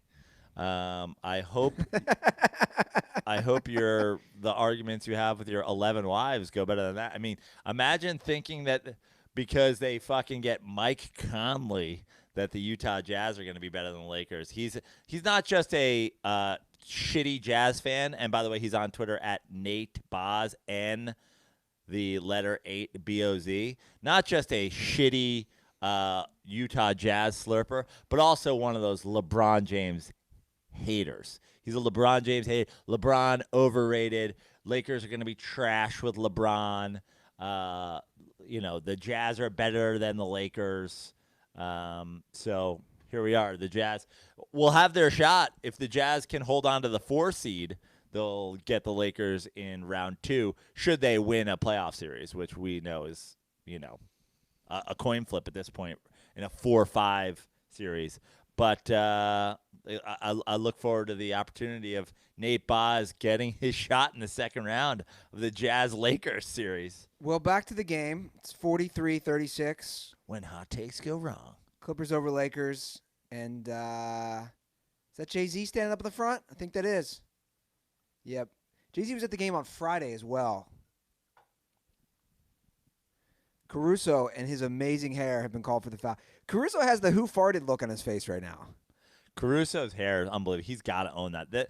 Caruso's got to keep I really hope somebody doesn't convince him in the off season to go with the shaved head thing, or to try to do a Get Roman or For Hims thing. I think that's a pretty lost cause. I don't think Roman is fucking magic. Caruso needs, with his hair, he needs to do the AD route. You know how everybody, when AD became huge when he played for Kentucky and they won the title, and he owned the eyebrows? Yeah. The exact same thing with his hair. Yeah, absolutely. But he's just such a candidate. I mean, I knew 24 of these guys in my personal life who get their hair gets to that point and then they just go, I'm the shave it bald white guy. Yeah, but I don't hate that either, Joe. For Caruso, I don't want that. AD with another J. AD he doesn't want to post up on Zubac. And I don't care if he doesn't want to post him up, but you have to be able to take him to the basket. Zubac, not a terrible player by any means. Yeah. But you've got to be able to dominate him. looks like he's got length. I know he's a 7-footer, which is already taunting, but a long wingspan he has. Kawhi Who's that, just Zubac? Zubac, yeah. Yeah, no, absolutely. There's a reason he starts on what a lot of people think are a contender. He's not a terrible player. Yeah. But again, it's not a matter of, how good or bad Zubac is. It's if you're Anthony Davis, unless you're going up against, another elite big man, you've got to dominate. He's not athletic. He's not heavy. Anthony Davis actually has 15-pound weight advantage on him. Yeah.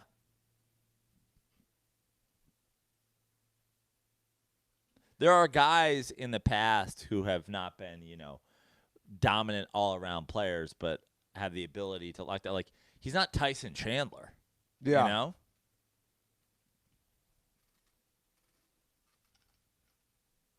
All right, 47-38. Clippers now have a 9-point lead with 4:37 to go in the second quarter. It's relatively low scoring. It is. A a lot of missed shots, a lot of turnovers. A lot of bad passes. It's been a sloppy first half. I mean, that was just a terrible play. And that's a prime example of the sloppy play. Kawhi takes it back to the other end, bricks a good-looking three. So this is where Anthony Davis has to step it up. No LeBron in the game. It's Caruso, Morris, AD. Yeah, this lineup is disgusting. Danny Green. This lineup is disgusting. And Avery Bradley. And back-to-back turnovers for the Lakers. Because who's going to score out there? Anthony Davis. Has to be. Danny Green has got to be better too for the Lakers to win a championship. I like the thing about Danny Green is he's just got to consistently hit his open shots. Yeah. And he plays pretty good defense. But I also think Danny Green is like fallen into like this like very docile thing on the Lakers where like he's a catch and shoot guy. Yes, he's sort of in that portion of his career where he's like, I'll hit my open J, but like Danny Green has some creativity. Like, sometimes, well, I thought that was I was like, that did look weird. You hit the side of the backboard. Was that Beverly? It was Patrick Beverly, yeah. Patrick Beverly, dude, is unbelievable. But like that's a good look. Great pass. Yeah. Like Caruso set him up for a good look there. Yeah. And Avery Bradley drills it. Lakers are down 6 with 3:19 to go. This is a tough matchup for Caruso. They have him on Paul George. But I feel, what the thing about Alex Caruso, it's really, I mean, it's full white men can't jump. It's that Billy Hoyle is like, if you're like, Alex Caruso is a decent defender. That's a bad shot by Green. He's not a great defender, but he's a decent defender. Yeah. But like, I feel like there's something to like putting him on a Paul George, putting him on a star, and like making that guy force shots because he's got a white bald dude guarding him. Yeah. Well, like Paul George took a pretty bad shot because he's like, I can fucking score on Alex Caruso every time, white ass bitch, and you're like, man, can you? Kawhi Leonard just wills his way into the paint for a foul and 2 free throws. Now AD with back-to-back jump shots that he's drained. I think the stat in the last game was only LeBron and Davis scored in the fourth quarter against the Bucks. Yeah. I mean, this is a good move here. Yeah, absolutely. You can get that shot all the time, and he can make it. And Zubac went backwards on the jab step, and so you have to make that shot. But there's also been, times in this first half where Zubac isn't backing up on that, and then if he doesn't, you have to go by him. Yeah. Or go over him or go through him. I just think Anthony Davis needs to be elite in a series between these two teams. And even, right now, where's Anthony Davis at? He was at 9 before. He's just got a couple buckets. Probably closing in on 14, He's 15 at 13 points right yeah. now. So, scoring 15 in the first half, 16 in the first half, it's a good first half. But to me, it's not about whether he's getting those points. It's about asserting. Here he is on Morris. Dominant. I mean, I just don't know what that shot is. Montrez came over to help. I don't know what that shot was either. What is happening in this game? It's getting sloppy. But LeBron's back out there now, and they've got to close this half strong. Yeah. They being the Lakers can't stand those fucking red sneakers. I don't like this. I think you leave Caruso out there. You don't put KCP back in. LeBron with a wide open three, bricks it. I don't know why he takes that dribble there, but that's something that LeBron's been doing this year with the dribble and the stare at the ball. Yeah. Lakers have cut the lead to 4. It's 49-45, a minute 43, second quarter. We are live from the Smut Studio. They are live from the Staples Center. About what, 12 miles? Is that about 12 miles away? Yeah, I'd say give or take.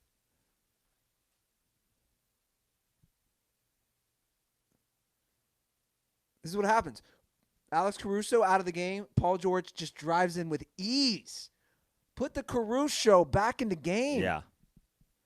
It just seems to me that, like, again, the rotation situation is like, I'm sure there's a reason to it, but or something that they found or the way that they like to play. But seems like with the way the first half was wrapping up, with the way the Lakers were getting buckets there, if you're going to re-enter LeBron, why not leave Caruso out there still? I agree. Look at Beverly. He actually didn't score while Caruso guarded him. Yeah. Beverly bitches about every call. Well, Beverly's one of those guys, you know, the phrase that you always hear is you hate him if you're playing against him. You love him if he's on your team. But at the same time, there's been players that have been on my team where it's like, I also kind of hate him. Like, if I'm a Clippers fan, deep down, you're just like, dude, shut the fuck up. Yeah. Like the Patrick Beverly Russell Westbrook rivalry. It's like you just love to see it when fucking Westbrook's like, go, you have 6 points, go fucking home. All right, the Lakers have cut the lead to 4. We are under a minute to go in the first half. Anthony Davis now has 15.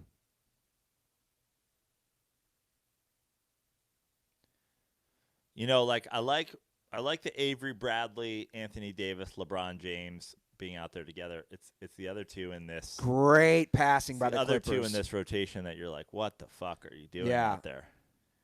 That's a great offensive set for the Clippers, and now they're up 6. LeBron with ease to the basket. Wills his way. All right, Lakers have to finish this last 39 seconds strong here. It's a 4-point game. Lou Williams letting the ball roll all the way to the other side.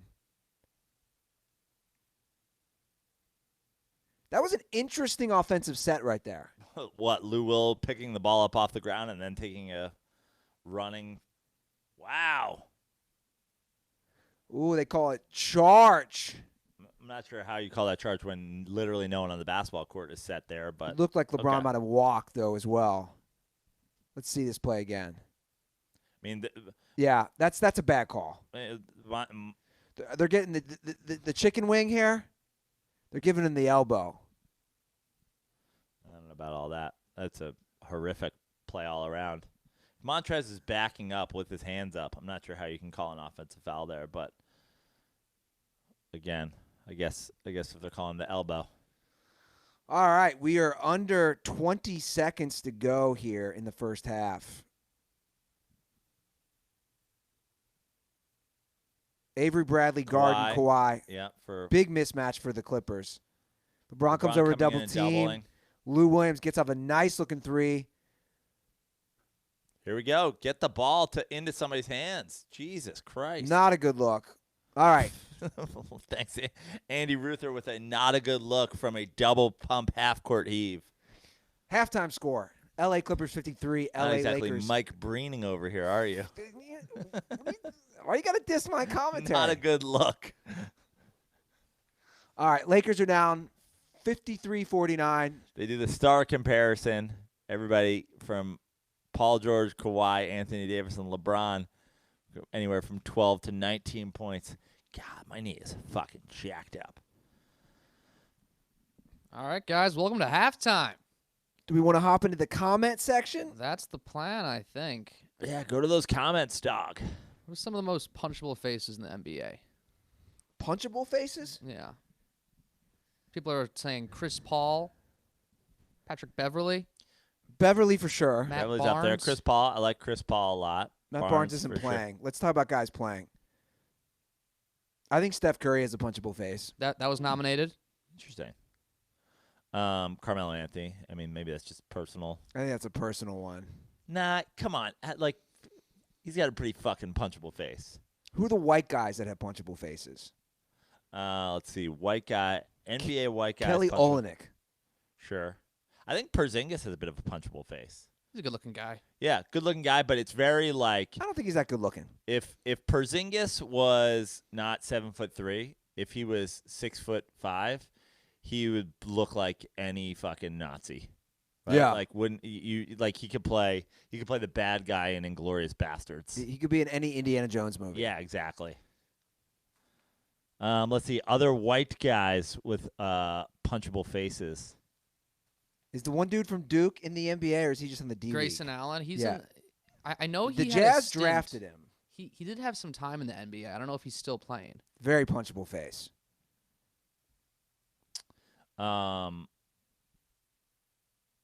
Robin Lopez, Oh yeah, that hair. Which Yeah. one is he? the big hair. He's Sideshow Bob. Yeah. Okay. Robin Lopez. I don't know if technically he's white. I guess he would be Latino. Latino. You guys have got an invitation to go to the Anaheim Ducks game tonight against the Wild. I will 6 not. o'clock. I will not be attending. Sadly, I've got to go to a 1-year-old birthday party. You got here. an invitation? Everyone on the show. Apparently, there's if you check your DMs from Zach Meyer, 6 o'clock? 6 o'clock tonight. I don't Ducks Wild. I don't think I can do that. I mean, I appreciate the invite. with a little bit more notice, Zach. Jeez, I invites appreciate- us at 2 o'clock to a 6 o'clock hockey game. I appreciate the invite, but yeah, I got stuff I got to handle. So sadly, I'm gonna have to eject here in the early second half. Okay. I've got Crush Patterson is having his 1-year-old birthday party today. I forgot that I was that I RSVP'd that I would be there. So early in the second half, Bilbo will take over for me. But I look forward to watching the rest of this game on my phone at a 1-year-old's birthday. Zach, I would love to go to a game sometime, and I'm trying to get out to a hockey Where's game Zach in a live? while. Zach, where you living? Hop in the comments. I see you here. It says he invited you guys at noon. So Okay. Well, you gave us 6 hours. And that's not really 6 hours. The game's at 6. Anaheim's what? An hour away? Mm-hmm. Grayson Allen on the Grizzlies. Ah. I think that's who. All right, I'm going to talking hop in the about. comment section here. Marcus Hogan says, "What's up, boys? Would J.R. Smith help or hurt the Lakers' chances of winning a title? The rumor is that there could be mutual interest in signing him. I want no part of J.R. Smith." I've got a question for the Lakers. Why, in God's name, has Jamal Crawford not been signed by the Lakers?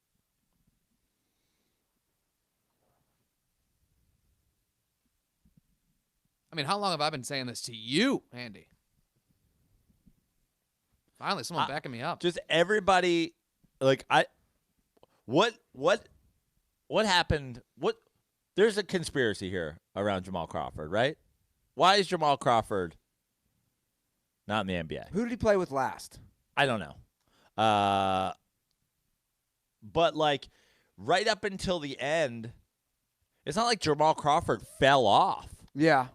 Last play with the Suns. Was it the Clippers before that? Yeah. Then Minnesota. Jesus. What's the end? Give me the last few years of Jamal Crawford's stat line. It's not great. He averaged 8 points last year In how many minutes? in the 20 minutes. 18.9 to be exact. I just think Jamal Crawford being a guy who was always able to create. Yeah. Come off the It's- bench and get buckets. Yeah, essentially. but it also just seems to me like if you're going to be on a LeBron James team and you're going to be a catch and shoot guy, are you telling me that Jamal Crawford can't be more effective than Rajon Rondo? I think you're wrong. Well, look, I'll say this much. I think when a guy gets to that age, there's a reason teams aren't signing him. If the whole league is not signing him, they just don't think he can play anymore. He's 39. I mean, he's almost 40. It's not a matter of can he play anymore. It's can he make a fucking bucket? Can he shoot? Well, a lot of guys can make buckets. That's why they play in the NBA. Not Rajon Rondo, right? Now, I get Rajon Rondo is defending, but we're watching a Lakers game where guys are getting catch and shoot threes from LeBron, and they can't make a fucking bucket. Yeah. To me, it's like I understand Jamal Crawford not being a valid signing for a team that needs him to be good. The Lakers don't need him to be good. The Lakers need him to be able to hit an open three. Yeah. It's not like the Lakers have defensive problems. No. They can be pretty good defensively. Yeah. I just think, the idea Jamal Crawford was never asked to be that guy, but the guy can hit. There was never a moment where he couldn't hit an open shot. To me, it's crazy. They're like, oh, we got J.R. Smiths out there. But again, well, first of all, the Lakers are not going to sign Smith. But again, it's not just the Lakers. If every team in the NBA is saying, hey, we're not signing him. Right. But again, he is useless on the Suns, the Timberwolves, the Knicks. Because what are you doing? You're stealing minutes from young guys to play a 39-year-old Jamal Crawford? Why would you do that? Yeah. But J.R. Smith and fucking, Deion Waiters and the fucking Morris brothers, like, are they effective? Like, you wouldn't want the Morris brothers on a team that's not going to make the playoffs. But you want them on a team that's going to make the playoffs to give you 12 good minutes. Yeah. Look, Dwight Howard doesn't have a place on any team but the Lakers. JaVale McGee barely has a place on any team but the Lakers. I don't want JaVale McGee anywhere near the New York Knicks. Just seems like to me, like when you're looking for, they got Jared Dudley, for God's sakes. Yeah. Are you telling me that Jamal Crawford's going to be less effective than Jared Dudley? No, I agree. I'm just posing. I don't know why nobody's signing him, and I'm assuming that's the reason. The reason is because you're not going to play him on a team that's not a contender, because what value does it bring for you? But on a team where there was an open roster spot, and you need guys who can just can a three. Yeah. So what's happening this? Can you explain to me this birthday party for Lachlan's kid? 1-year-old? Yeah. Like, why do these things exist? I think it's a barbecue. It's a reason to get together. Okay. That's what I figured. It's a thing. I don't know. Sent a cool little flyer to me. Said, Crush's birthday. Let me know if you're coming. Said, I'd love to be there. Then he checked in with me last night. He said, you're still coming? Just checking my RSVPs. And times have changed. Yeah. Like attending babies' birthday parties. Sure. That's some we're getting old shit. Yeah. Absolutely. Right? Yeah. Yeah, got to do it. I was so excited for this too. I mean, I remember when you said it toward the end of last week. I was like, "Fuck, why are we not live broadcasting this game?" I didn't even check my calendar to see if I had anything going on at 12:30 p.m. on a Sunday afternoon. But yeah. I forgot I am 40 years old now, and therefore have to attend children's birthday parties. Yeah. Well, hopefully there won't be a bouncy castle, because it's gonna be hard for me to stay out of a bouncy castle. Oh yeah. My little brother got like a full, big old, kind of basically a bouncy castle for his kids. It's so big, like his basement's big enough you can like put in the basement. He bought a full-time bouncy castle? It was like a few $100. Wow. And he just keeps it inflated and stays in the basement? And then you can deflate it pretty quickly. It's pretty awesome. It's great. Yeah. Good for your brother. What ages are his kids? Let's see here. 8, gonna be 4, and 2. This is which brother? Mark. How many nieces and nephews do you have? 7. Who's your favorite? Niece or nephew? Yeah. I don't have one. What a shit answer. God damn it. I mean, this is a dirty sports podcast. Who's your least favorite? My least favorite? No, I don't have a least favorite either. I mean, I'm the godfather of Greg's little boy, so there's some partial favoritism there. Because that's a big role, as Yeah. you know. As you know, as an Italian man, Yeah. the godfather. So he's your favorite. I wouldn't call him my favorite. I mean, he's also at that age where he just turned 3. Right. Like the age of, I have 3 8-year-old nephew and nieces. That's an amazing age, in my opinion. Because they're old enough to get jokes. They're old enough to understand things, but they're still kids. So like Uncle Andy, you're right. Taco Bell does give you diarrhea. Yeah. Like, I think the great ages for kids is like 3 or 4 to 9. 3 or 4 to 9. Yeah. Yeah. After that, you start getting into like Elliot's daughter she's a sophomore in high school. So now it's just like I'm embarrassing. You know what I'm saying? Like I'm the embarrassing uncle. yeah. I think I could agree with that. Yeah. Safe to say. It's like, Uncle Andy, why are you in a Speedo on Instagram? Yeah, like she sees my Instagram, Yeah. which is weird. Like that's a weird thought that a 16-year-old is seeing my Instagram. Who knows? Like she was paranoid. We went to the Cincinnati Zoo. She loves the zoo. I mean, who doesn't love the zoo? We went to the zoo. I hate the zoo. You hate the zoo? Yeah. Why don't you like the zoo? Because at this point, I've seen them all. Like, what am I, I went to the zoo as a kid, saw the elephants, rhinos, tigers, pandas. I've seen it. I got to go see it again. Yeah. That's just a lot of walking. Also, I always find it interesting that the people are super anti, like, the SeaWorld, but then, like, zoos are fine. That is an interesting point. Well, I think zoos also do conservation, though. Okay. I think it's part of it.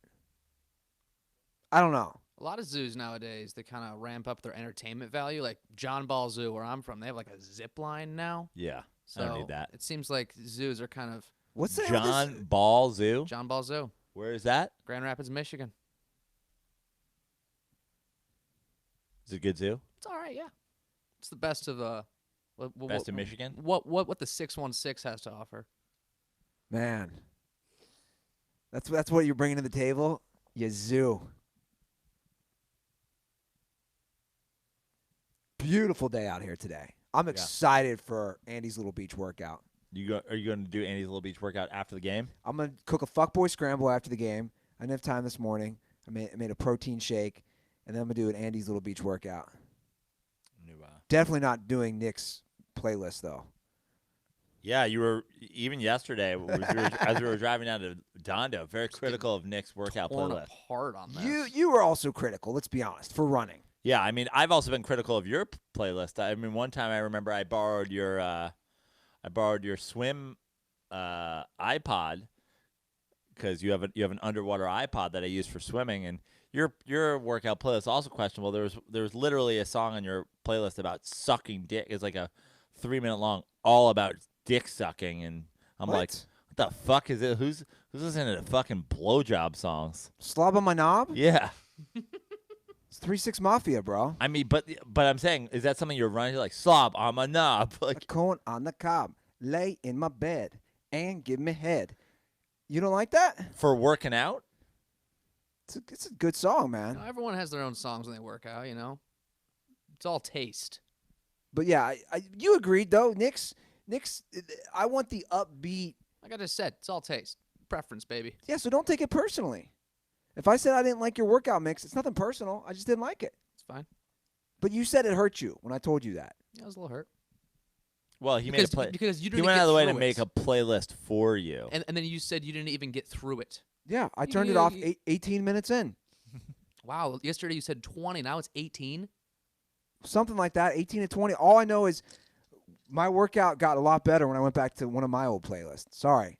Well, also, I think when you're working out, you want songs that you're comfortable and knowledgeable with because you don't want to think about what you're listening to. Yeah. So there's also That's a point. Okay, fair enough. Because it totally took me out of my workout when I was like, Andy works out to slob on my knob? And then I'm like thinking about it, I'm like, what about working out makes you want to like think about somebody sucking your dick? And By then, the like, way, getting a hard on and then like I'm all about the coronavirus scare. At first, I was annoyed. You know, I'm all about it. The gym has been empty. Yeah. I started swimming again. Nobody's in the water. Nobody's in the hot tub at the LA Fitness I go to. All right, we are back to the game. Look at this first half three-point shooting. Both teams went 2 of 14. The Clippers are up 53-49. Second half has just begun. Now, neither of these teams are dominant three-point shooters. Correct. Like, does that give you any sort of feeling like they might be susceptible to, like, say, a Rockets team in a playoff series? Not at all. Not at all. Not at all. You know, it's just four. You know, it's obviously just 4 wins. Rockets, by the way, have been playing Better. Let me ask you something, Andy, because you've been very critical, obviously, of my boy Mike D'Antoni. If the Rockets, with starting nobody over 6'6", are a top 4 team in the West, top 3 or 4 team in the West, is Mike D'Antoni Coach of the Year? Well, they just went to this lineup, a couple weeks ago? Well, yeah, when they got rid of Capella. They've also lost 3 straight. No, I understand that, but they were playing great, and they have been successful. The answer is no. The answer is no. So let me ask you this: who is your NBA Coach of the Year?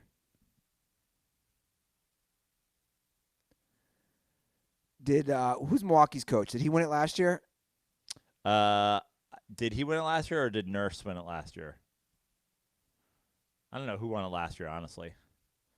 To me, if the Houston Rockets have a home court in round 1, Mike D'Antoni is the Coach of the Year. And he won't get that. Lakers are up 54-53. We are at 10 minutes and 19 seconds in the third quarter. I mean, you got Brad Stevens with a improved Celtics team despite losing Kyrie Irving. Fuck you, Devin Springfield. I would say Milwaukee's coach. Is it Budenholzer? That's right. Yeah. He won it last year. He did win it last year. Yep. Budenholzer. Is that how it's pronounced? Yeah. They're really whoring out these Bryan Cranston Mountain Dew commercials. I'm sure they spent a lot of money to get Bryan Cranston in the commercial. Then that chick's from one of those shows, right? Blackish. Yeah. And also Mountain Dew is an official sponsor of the NBA. Which, I'll be honest, let's just call it as it is. Mountain Dew, a very unhealthy drink. And once again, just marketing that crap. We just saw a commercial for Kevin Hart, Jack Black, and The Rock. Jumanji, The Next Level. Is that a sequel to Jumanji already? They've done a bunch of Jumanjis. That's already out on DVD. Right. That's what I'm saying. So that's already a sequel out on DVD to the Jumanji that all those guys starred in, the remake. They might have done 2 or 3 Jumanjis. Do we know on this? Can we look that up? There's not been 3 Rock Jumanjis already. At least 2. Yeah. Which I just found out about right now. There are 3. Well, there's the original from the 90s. Yeah. Then there's Jumanji, Welcome to the Jungle, which was released in 2017. And now Jumanji, The Next Level, which was released last year. Okay, let me ask you this. Between The Rock, and they also work together a lot, so this is a good question. Between The Rock and Kevin Hart, who works more? I mean, these guys do not sleep. Yeah. The Rock, right? I mean, The Rock's got a full-on TV show, too. He's in everything. Yeah, but Kevin Hart also does stand-up. Kevin Hart's a spokesperson for Chase. He does Chase commercials. I mean, these guys do literally everything. When do these guys sleep? The Rock, the Rock seems to sleep like 3 hours a night, right? Because he's up on Instagram working out at like 5 a.m. Yeah. I mean, talk about an animal. What a beast. That's what I said in my joke. I'm like, hey, maybe we'll mix in a couple extra hours. You wouldn't have gotten bald at fucking 27. Get some sleep, dog. I'm getting 9 hours a night. I'm pushing 40 here. Full head of hair, Rock. Is that a new bit? That was in my one of my Instagram bits about how girls see people on Instagram and it like that are doing like that look hot or whatever, and it like fucks them up. Yeah. When I see The Rock working out at 5 a.m., I'm like, hey, Rock, take a break, dog. Yeah. You're making us look bad. Take a day off. Sure. I don't feel like I need to work out. I feel like The Rock needs to relax. I follow The Rock on Instagram, too. His day off is like showing himself eating cookies. Yeah. After a 6-hour workout. That's his day off. Beautiful. I mean, it really is a beautiful Do you day. still watch Ballers? No, I gave up after. You were big on Ballers for a minute. I wasn't big. I knew it was trash, but I used to like to talk about it with my brother Brad. So it was like a good phone conversation. Jay-Z there. I thought I saw Jay-Z. 2 Chainz. They showed Billy Crystal. They started with John Legend and Chrissy Teigen, which It's kind of offensive. yeah, exactly. Especially to our boy Billy Crystal, who is A lifelong Clippers fan. not a lifelonger, but certainly our lifetime. Yeah. Ever since he's been in LA. All right, well, we're back in action. 10-11 to go in the second half. It's 54-53 Lakers over Clippers. And I'm tapping out. I'm tapping out at the next commercial break. Okay. I might even call an Uber here momentarily. Zubac with the follow. Sad to be leaving. Sorry I have to do it. If I hadn't RSVP'd, I'd be sticking around. But Lachlan Patterson, for anybody who's ever listened to the Kooks podcast, knows very sensitive man. Yeah. A Cancer like myself. Hitting with the astrology. Yeah. AD. Not something I usually subscribe to, but Cancer's hard outer shell, soft inside like a crab. I've been told that we are a sensitive bunch. I consider myself a fairly sensitive guy, but You just don't admit it like me. yeah, but I know that. Well, I would say I'm That's not a foul there. I'm emotional, maybe not as sensitive, but I don't want to know what I have in store if I were to RSVP and then not attend. No, man. Crush's birthday. Me and so Nicky you guys D, will hold it down. Me and Nicky D can close it out. JaVale McGee. Just misses getting the 3-point play. We can close it out here. Well, it's sad because I started it and it's 55-54, and so we're looking at a nice end to this game. If you're Eli Manning, I'm your Daniel Jones right now. Coming in. Come on in. That's an interesting comparison. It's a good replacement. That is an ugly looking jump shot. I'm sorry, free throw shot by JaVale Now, McGee. speaking of Eli Manning, very quickly, did you hear this reports that teams have been trying to convince him to? Supposedly. I mean, I don't think he's even going to consider it. But the reports don't mean shit to me anymore. The reports are out there that just like all these reports on Tom Brady and this, I'm kind of over the reports on all these guys. By the way, JaVale McGee, you want to hear something? I was telling him this the other day, Nick this the other day. I saw JaVale McGee when he was playing for the Nuggets.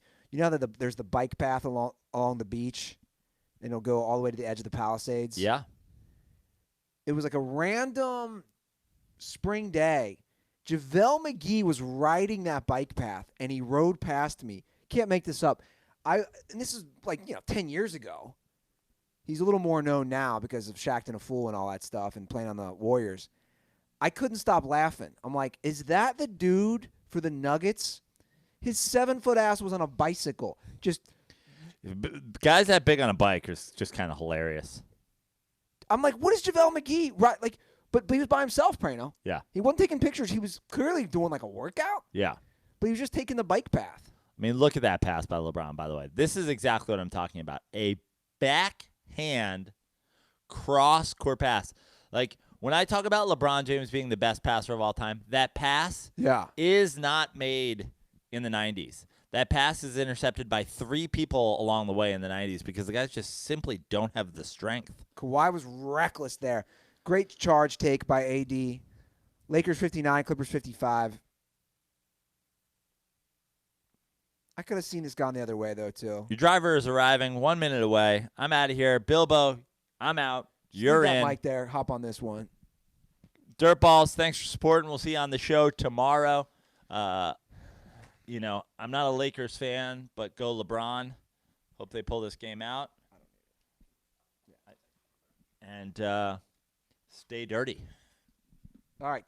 Nick, do you mind getting him his crutches, please? Yeah. Anybody wants to give him a shot of the scar at the end? Yeah, give him a shot of the scar, Praino. Show him the scar. Hold on, yeah. That's your wicked ass scar. 14-inch scar. Yeah. I gotta say, shout out to Dr. Milton Little. Dr. Milton Little? Yeah, Any relation to Dr. Milton Bradley? no, but the suturing, the stitching up he did. It's the scar is long and distinguished, but it ain't that thick. No. I feel like I could get rid of it if I wanted to. All right, well, have a safe party, Joe. You never know what goes on these days, these 1-year-old parties. Are you going to be able to get out? Yeah, I'll be fine. You need help with Nick? All right. All right. Back to the action. JaVale McGee slams it home. The LA Lakers take a 61-58 lead. We're at 7:47 and counting here in the third quarter. Now, Andy, there were comments earlier that were suggesting us to do some play-by-play and color commentary. Hold it to your mouth, bro. You got to do it closer. It's still too far. Do you want to try some play-by-play and color commentary right now with me? Are you sure? Because Not really. there's comments that are asking for this. The people want it. No, I'm not good at that. I know my strengths. I know my weaknesses. And I know that was a bad shot by Anthony Davis as the shot clock expired. Now, if you were to go into broadcasting, would you be the play-by-play or the color guy?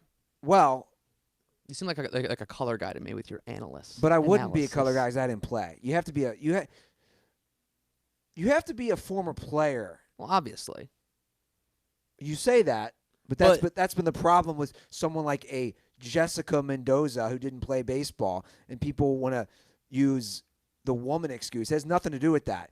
It's just like I don't want to see me doing color commentary. I never played professional baseball. So I would have to be the play-by-play guy.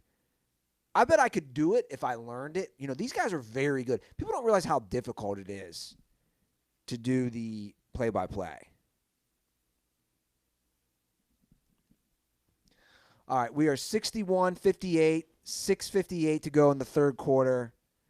The Lakers are clinging to a 3-point lead. And what I have thought is a fun game. It's been fun so far. It's always fun when you get to see the two Los Angeles teams go up. And, right now, like you've been saying, playoff implications on the line, 5.5 game lead for the Lakers in the West. It'll be interesting to see down the stretch which team gets to play against the 8 seed as Avery Bradley drains a corner three. Bradley's looked sharp this game. Here's what I've said the Lakers need to do. When they get open-looking threes, they just need to hit them. With their shooting woes, Avery Bradley's been a glimmer of hope at 4 of 7 right now. 18 points. Morris stuck on the baseline. Reggie Jackson, one of the newest additions for the Clippers, with a nice elbow jumper. That's the Andy Ruther spot on the Venice Beach court, as Nick Dale would know. I'm a fan of draining the elbow jumpers. In NBA 2K, you would have the corner specialist badge. Is that what it's called? Yeah. Known for hitting your mid-range from the corner. Anthony Davis is going to go to the line here, it looks like. See, this is what I like. AD, be aggressive. Take the ball to the hoop, even though you got two guys down low. I like this move. It's also nice, too, especially when I would play basketball. If you're in a game and you're struggling shooting, which Anthony Davis has been doing, it's just good to get to the line, see a few jumpers go in the hoop just to reset yourself. I'm going to hop in because I just briefly saw in the comment section the discussion is Ruther anti-tattoo. I'd probably lean that way. My problem with tattoos is they've jumped the shark. Tattoos were cooler when not everybody had them. Now everybody has them. And I think a lot of them are trash. And, yeah, that's my take. If you have tattoos, cool. I'm not a fan of getting one, probably ever. It's permanent. It's just not for everyone. Yeah. You know? And my take is you change. Things you like change. I know my taste in life have changed. My preferences have changed. So something I liked at 21, I'm not going to like at 30. I'm not going to like at 40. So that's my take. But you know what? It's a free country. Get all the tats you want.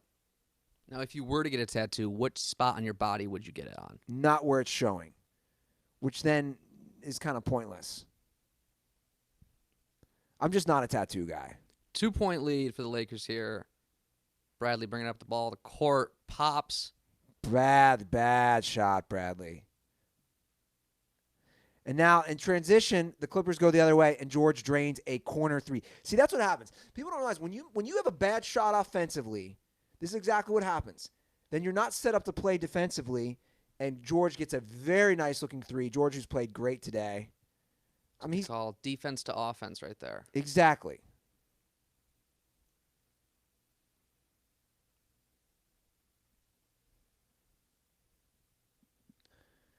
So we are now at a commercial break.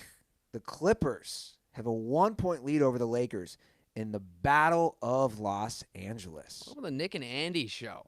You know, you and Joe kind of have your chemistry. You and Tug kind of have your chemistry. Why do you What not- is our chemistry going to be? You got to put the mic. Why do you refuse to put it closer? Because I'm hearing myself. Nick, I'm looking at the stream. It's not a matter of you're hearing yourself. Guys, how is my audio coming in the YouTube comments? Can you guys hear me okay? I would love to know. When it goes closer like that, it's good. But just so you know, I have you at a 6.5. This is the difference. I'm at a 5.5. So that's why I'm saying I think he's on the same. You should pull it closer. So what's the dynamic going to be here, Andy? Are we giving the viewers a peek back into our current lifestyle? Because we spent a lot of time together. You know, obviously pillow talk is a huge thing with us. Not lately. I've been too tired. You have, and you've had some early nights, but you did get to finishing Narcos. Finally. Do you have thoughts? It left me hanging. I'm excited for season, I don't know what it would be, season 3 Mexico, a new season. Are they going with El Chapo? I don't know. You know, that's the question. There have been 5 seasons of Narco, 3 with the Colombia drug cartels, 2 of Pablo Escobar, 1 of the Cali cartel, and then 2 of Mexico. I don't know. I like the show, though. I don't watch that much TV. I think you've kind of learned this.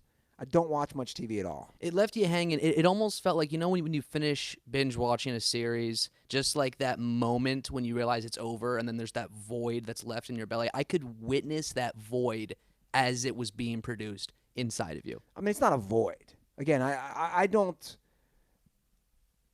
I've said this. The older I get, the less TV I watch because I watch so much damn sports. So my opinion is if I watch a lot of sports, that's my TV time. I can't, it's tough for me to binge on shows and also watch, like today, we're going to watch a 2.5-hour basketball game. And we're watching Curb right after it. Later tonight. And that's enough for me. I hate screens are, you're learning this with me. I think screens are bad. I don't like them. I'm on them enough for work stuff. I hate my phone. I do. There's no joke. I hate my phone, but I have to use it. I hate the stuff being on all the time. I think we need, not to get all conspiracy theorists. I think they're dumbing us down by always needing some sort of audio or visual. It's a beautiful aerial shot of Hollywood, by the way. So I like to take bike rides with no music or no podcast or to go on walks without stuff. That's why I like sensory deprivation. It forces you to get out of that element. All right, enough of my preaching. Let's get back to the game. Rondo back in. There's a lob to Davis. I'll be interested to see what Rondo's plus-minus will be after the game. Seems like he's been a liability out in the court. Again, great follow-up by Montrezl Harrell. But again, Alex Caruso, why is your first point guard off the bench Rajon Rondo? I just don't get it. I agree. The numbers back it up that Caruso is a more productive player while he's in there. The numbers don't lie. Especially at home games, too, because Caruso has kind of turned into this character, a beautiful hook layup there for Davis. Caruso's kind of turned into this character, this fan favorite that can just get the crowd into the game and change momentum. Something that Rondo does not bring to the table. Reggie Jackson. Nice little mover. And look this. Blows right by Rondo. Blows right by Rondo for an easy bucket. See, you're getting caught up in the comment section. You know, I'm a producer on this show. I'm always in the comment section But naturally. look at you. Look at you on the audio. You don't want to get too caught up in it. You know what I'm saying? By the way, comments saying that my audio sounds a little better than yours. Because you're a decibel higher. Everyone, I didn't get one comment saying that my audio sounded bad. Beautiful 3 again from Avery Bradley, who's just filling it up this game. Lakers need that. Especially with LeBron on the bench. Kuzma comes in instantly. Again, I hate to keep harping on Caruso. Paul George didn't score when Caruso guarded him. Paul George looking nice. Kawhi, having just a Kawhi-like game, a workman, grab your pail performance. Nothing crazy. But Paul George is really playing well today. Yeah, I believe he's up over. He's got to be around 24 points right now if I pull up the box score. Yeah, Paul George at 27 right now as the scoring leader for this game on 25 minutes. It's always a good sign when you have more points than minutes. Something that Zion has done really well with this year. All right, so it's 72-70, the Clips over the Lakers with 4:13 and counting third quarter from the Staples Center. KCP for 3. See, and you got to hit those. I mean, that was a wide open look from KCP. It's been very back and forth in this third quarter. I A love lot it. of lead changes. I love it. This has been a fun game to watch. I mean, coming off the heels of Lakers Bucks, it's just been quality basketball this time of year. Yeah. There's like a switch that's been flipped as Paul George goes up. George again fouled. That's 3 straight trips down the court that he's fouled. Takes it right to AD.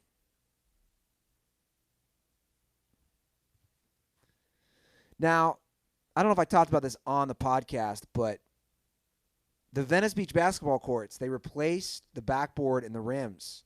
That's right. And they were replaced by LA Clippers sponsored hoops. Double rims. Double rims, and it has a little Clippers logo, which as someone who's lived in LA for 12 years, I don't like that. Yeah. They look clean. They repaved the courts. I can always appreciate when there's. But it's not a Clippers town. Yeah. Obviously the Clippers paid for all that. They paid for the Venice Beach courts to have everything remodeled, but I don't like that because it's not a Clippers town. It's a Lakers town. 1, and 2, there shouldn't be any logos on the courts in the Venice Beach courts. Yeah, I'm not a fan of the logo, but like I was saying, I can always appreciate a nice refurbish. It just looks fresh out there now. Rondo finally getting on the board. All right, another lead change as the Lakers are set up 75-74 over the Clip Show. Ooh, nice move by Reggie Jackson. And then Big block by swatted AD. away by AD, who takes it the other way. AD transition, Bradley, nice little jab step to the lane, down to Kuzma, up and under, gets the bucket. Ooh, nice little sequence there by the Lake Show.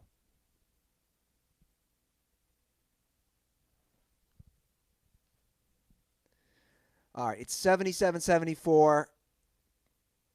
Under 3 minutes to go, third quarter. We got ourselves a great Sunday afternoon game, early evening game, depending on where you're at. We are live from the Smut Studio. Anthony Davis with an open 3, and he gets it. These are those shots that the Lakers really need, that they were struggling with in the first half. The three ball really working for them. Now, I don't have this stat in front of me, but I believe this is the Lakers' largest lead of the game at 6 points. And they have extended this lead with LeBron on the bench. Kawhi with a dagger of a 3 there. Right Makes back. it a one-score game.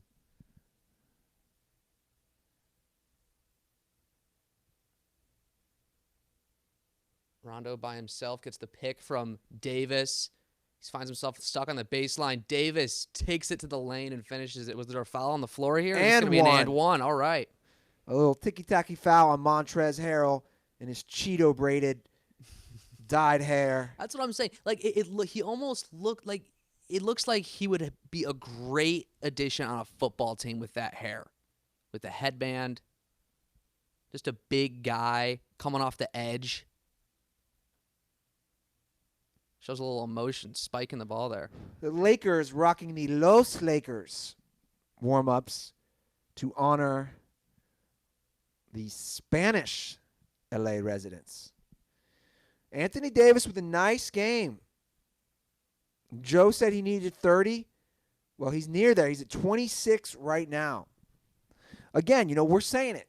For the Lakers to dominate in the playoffs, these guys need to be pouring in about 30 each. 7 consecutive field goals for the Lakers, too. They're hot right now. Now they get a steal. Can they capitalize on a point-off turnover? No, Rondo, do not shoot that. Rondo has one of the ugliest-looking jump shots in the NBA. It's up there with Lonzo's. Lonzo's been working on it, but Rondo definitely. AD pulls the trigger. I don't like that shot. First miss in 8 attempts now for the Lakers. I just don't like that shot. AD's been good to the basket. Harrell with that slam. That's a grown-ass man dunk right there. Lakers 83, Clippers 79, 126 to go, third quarter. Rondo all the way to the bucket. Nice lefty layup. Nice use of the left hand. Transition for the Clippers now through the lane. Back out. There's a great look right here. Shamit. Just bricks it. Slow it down, Lake Show. Definitely. I was just gonna say the Lakers could have used the timeout, but with this slow pace right now, I think they're good to play this out for the rest of the quarter. LeBron is scheduled to come back in the game. Rondo goes for the backboard. It's a very Bilbo move on the Venice Beach courts. The floater off the backboard as well. You love using the glass. I mean, it's there for a reason, Andy. You got to use the square up there. It's a nice spot to look for. Very symmetrical. You got to use it if it's there. Why limit yourself? LeBron with a very pedestrian game right now, only 16 points. He's also been resting a lot in this third. Fourth quarter, LeBron's going to come out here and close this game out. I think he's going to get those numbers up. The Lakers did play well with him out of the game. We're under 50 seconds. Lakers 85, Clippers 79.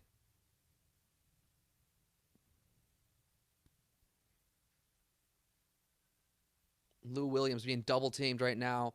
Gets it into the paint to Harrell. Misses the dunk. Oh, there's got to be a foul there. Harrell is a grown-ass man. He's got like the frosted tip dreads, too. That's what I'm saying. The Cheeto dyed Cheeto dreads. dust. He's got those flaming hot Cheeto dreads. Yeah, definitely a foul on AD there. Harrell's going to go to the line. That's a good foul, though. You want to send Harrell to the line, make him earn it.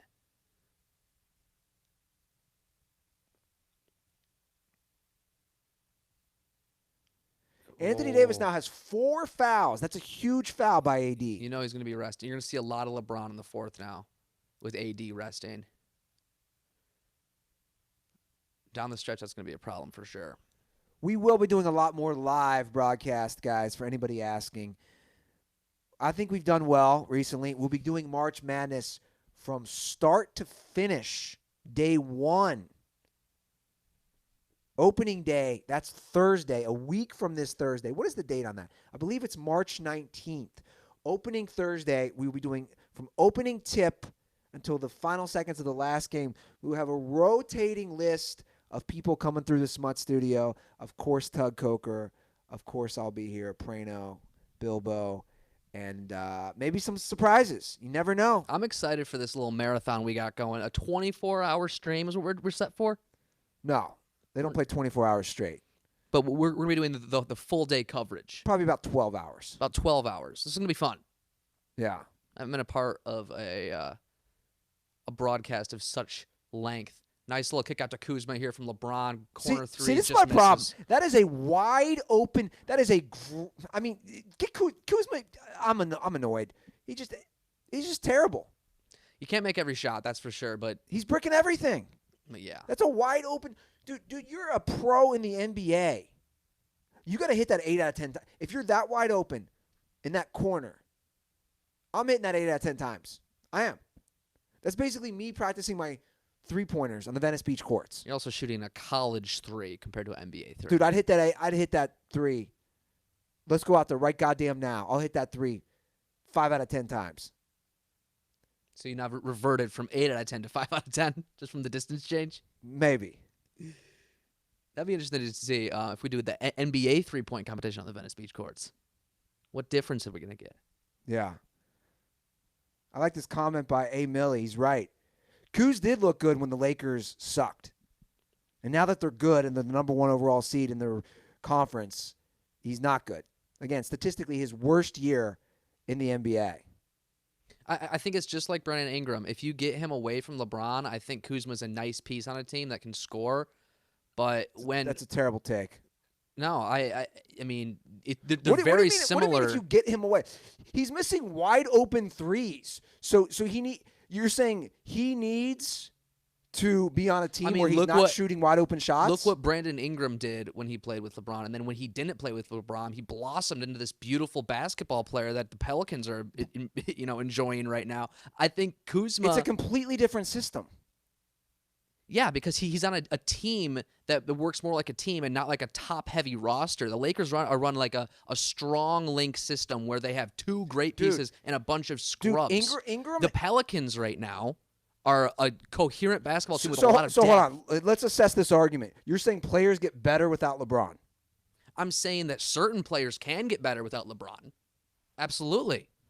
LeBron plays great with role players that come off the bench, that play well, that are like fundamental how's basketball. Kyrie doing without LeBron? How's Kevin Love doing without LeBron? Those aren't role players. Those are NBA All-Stars. How are those guys doing without LeBron? These guys are superstars. Kyle Kuzma is a young guy who just entered the NBA. You didn't answer my question. This is a young guy who's learning the game of basketball. Answer my question. How are Kevin Love and Kyrie Irving doing post-LeBron? How are their teams doing? This isn't my argument, though. This is not my argument whatsoever. All I'm saying is you are being thrown into the NBA, and then you are playing with the highest level basketball player. The skill gap is so high to play like that it would almost be more beneficial to practice and play with a team that is more fundamentally sound than the Lakers. The Lakers are extremely fundamentally sound. Do you not watch them? I'm saying that they rely solely on 2 great basketball players and then role players. The Pelicans are way more set up for in a team basketball setting that a young player like Kyle Kuzma could actually make a difference and play well. Dude, Kyle Kuzma is missing wide open shot after wide. Kyle Kuzma has not had better looks than he's ever had. Why is he missing those shots? Why is he missing the open threes? I don't know. I'm not Kyle Kuzma. So your argument, I'm just trying to understand your argument. Your argument is that Kyle Kuzma will play better with tougher shots? That's kind of your argument. All I'm saying that's not my argument. I'm saying if he was a more centric piece on a team and he could actually get the minutes, then he would be better. Dude, my argument on someone like a Kuzma is that he should be playing so much better. He has one job. This is Kyle Kuzma's job. Make your open shots. That's your one job. And his role on that team, he could be Joe said it best. He could be half a star. That's the verbiage Joe used about an hour ago, and I like that. Joe was basically saying, dude, if he fills the role that he needs to fill, he could be half a star. That's what Joe's saying. And I agree with Praino. And the argument is all the intangibles are set up on this team. He has 2 great players. He has a dominant, ball-heavy guy in LeBron who's going to find him open looks, not just from 3, but find him good-looking shots. And if he's not hitting those, then he's not fulfilling his role on any of these guys. And if you look at the games where Kuzma does do well, it's those games when LeBron and AD are resting. And you can go back, and the stats will back that up. That's all I'm saying. Let's get back to the game here. LeBron playing in the post right now. Up by 4. Looks like a foul on the floor here. Start of the 4th. 4-point lead for the Lakers. How are we feeling right now, Ruther? I think it's going to come down to the end. Most games do. Paul George, well, not most games. No, that's not true. I'm saying this has been a hard-fought game. I don't see any team taking a big lead. I think this will come down to the final few minutes. This is a step back for LeBron. I don't like that. Now he hit it. Dead eye. It's a tough shot. Lakers take a 7-point lead. I think Kawhi's going to have a good 4th quarter. Paul George has played great, 29 points heading into the fourth quarter. Now, we haven't seen, again, this is my problem with, if I'm going to be critical of the Lakers. We have not seen Alex Caruso in the second half yet. No. I just don't get it. We have KCP out there with Rondo. We haven't seen much Dwight Howard, which is fine. Dwight Howard's minutes are kind of all over the map, depending on the team, depending on the matchups. But we have Kuzma. Big block by Kuzma. We have Kuzma who's not shooting the ball well. We have Morris. We have Rondo. We have LeBron and KCP.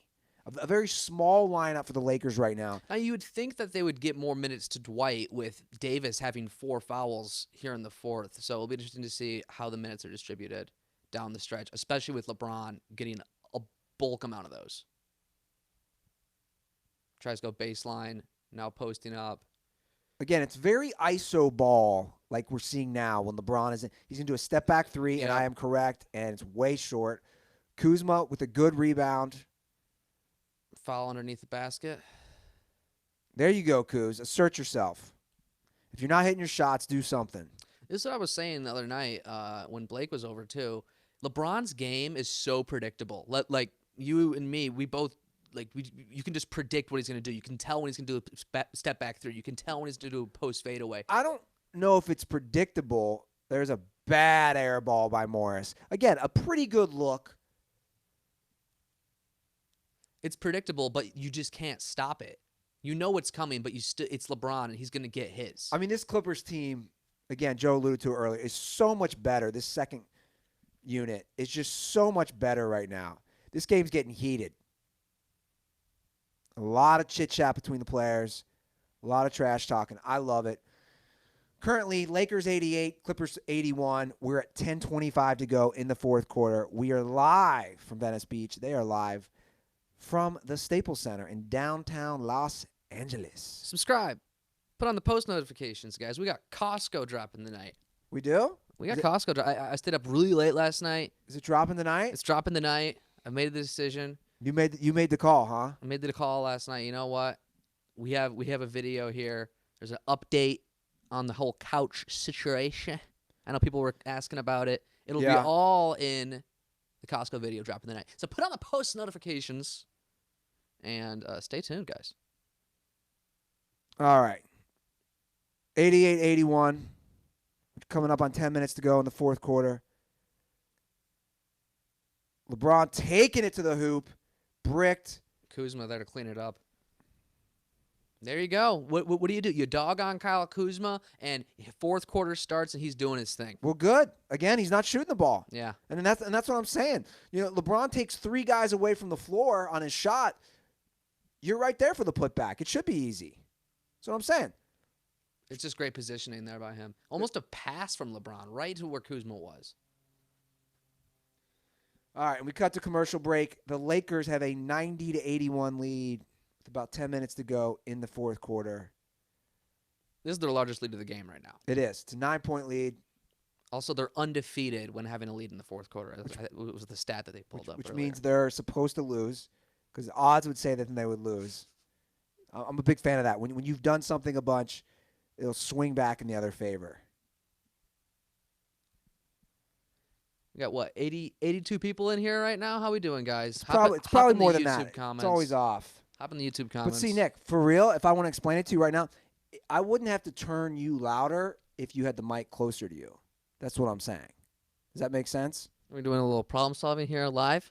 Yeah, but that's what I'm saying. Seriously. Because I'm watching. I watch the levels all the time. My levels stay consistently here because I always have the mic here. Sure. People don't know how to use the microphones. Yours are going all over the place. The mic should be near your face. Same problem that everybody has when they do the show for some reason. Because now we're not recording the audio for the Zoom like it's a podcast. Does that make sense? So I can crank it a little more. Yeah. But I don't know why you just refuse to put it to your face. I mean, it's up here. I can hear myself. I sound great. The people have said that my audio is fine. I know, but you're not listening to what I'm saying. I don't have to crank you up. The sound quality will be even better if we're doing, let's say, a podcast where I'm recording. What, do you want me to eat the microphone? You don't have to eat it, but see how mine is always close to my face? Yeah.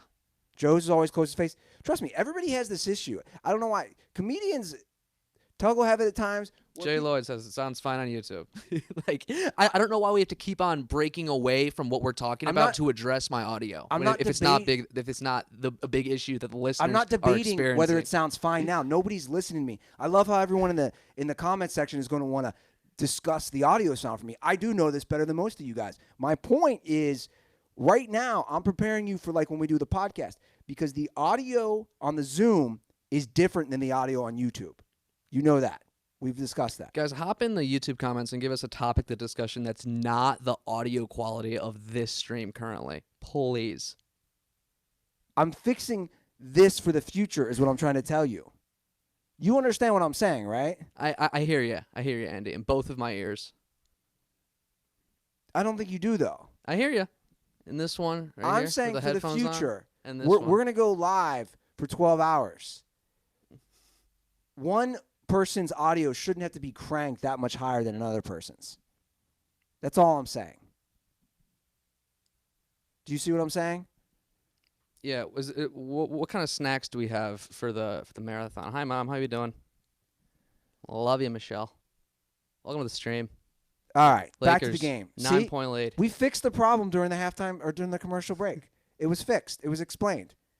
Lakers 90, Clippers 81. We're under 10 minutes to go. Fourth quarter. Good D by LeBron. Stopped Kawhi in his tracks. Great passing by the Clippers. Harrell once again, man. You know, Praino said it. He thinks Harrell's very, very important for the Clippers. Still no Alex Caruso. And Rajon Rondo with was it a kick? Kick ball there, so they're going to get the ball back.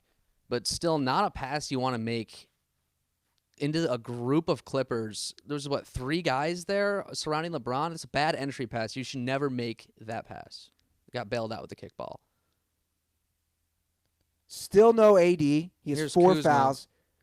Kuzma with another bad shot, in my opinion. A lot of time left on the shot clock. You can wait, swing it around, get a better look for sure. I don't know. Kuz, I just don't. Nice little entry feed there. Harrell with a great dish down below. They couldn't capitalize, though. All right, we're under 9 minutes. Lakers 90, Clippers 83. LeBron takes it all the way to the rack.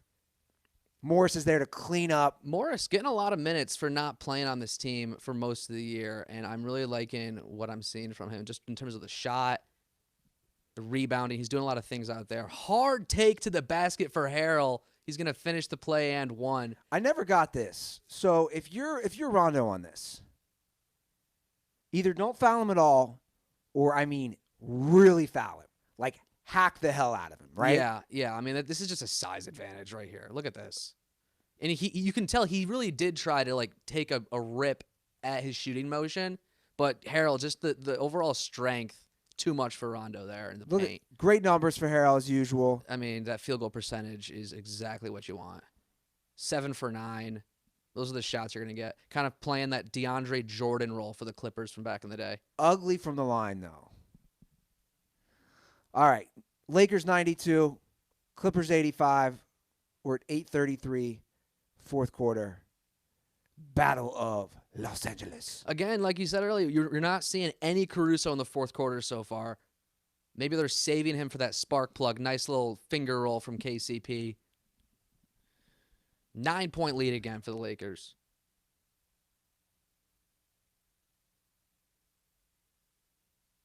Kawhi looking for something, settles for the elbow jumper, misses. Looks like a slowed down pace here from the Lakers. Just use up as much shot clock as you can on these possessions.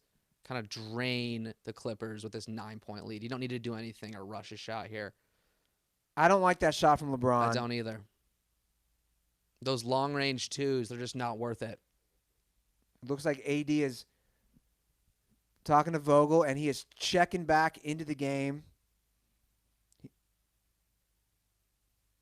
Harrell is just, he's really a big force for the Lakers down below.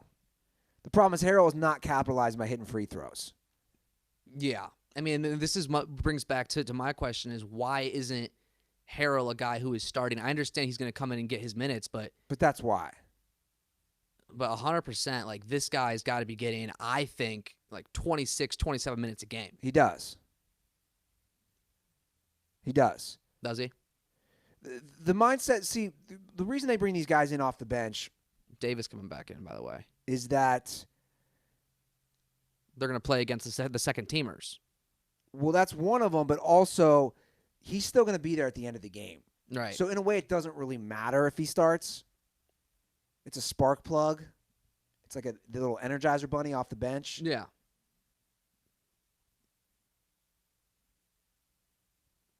Yeah, Morris is the starter, Millie. But Harrell, I don't have the numbers in front of me. I bet Harrell still gets 30 minutes a game. You think so? Close. I'd guess that.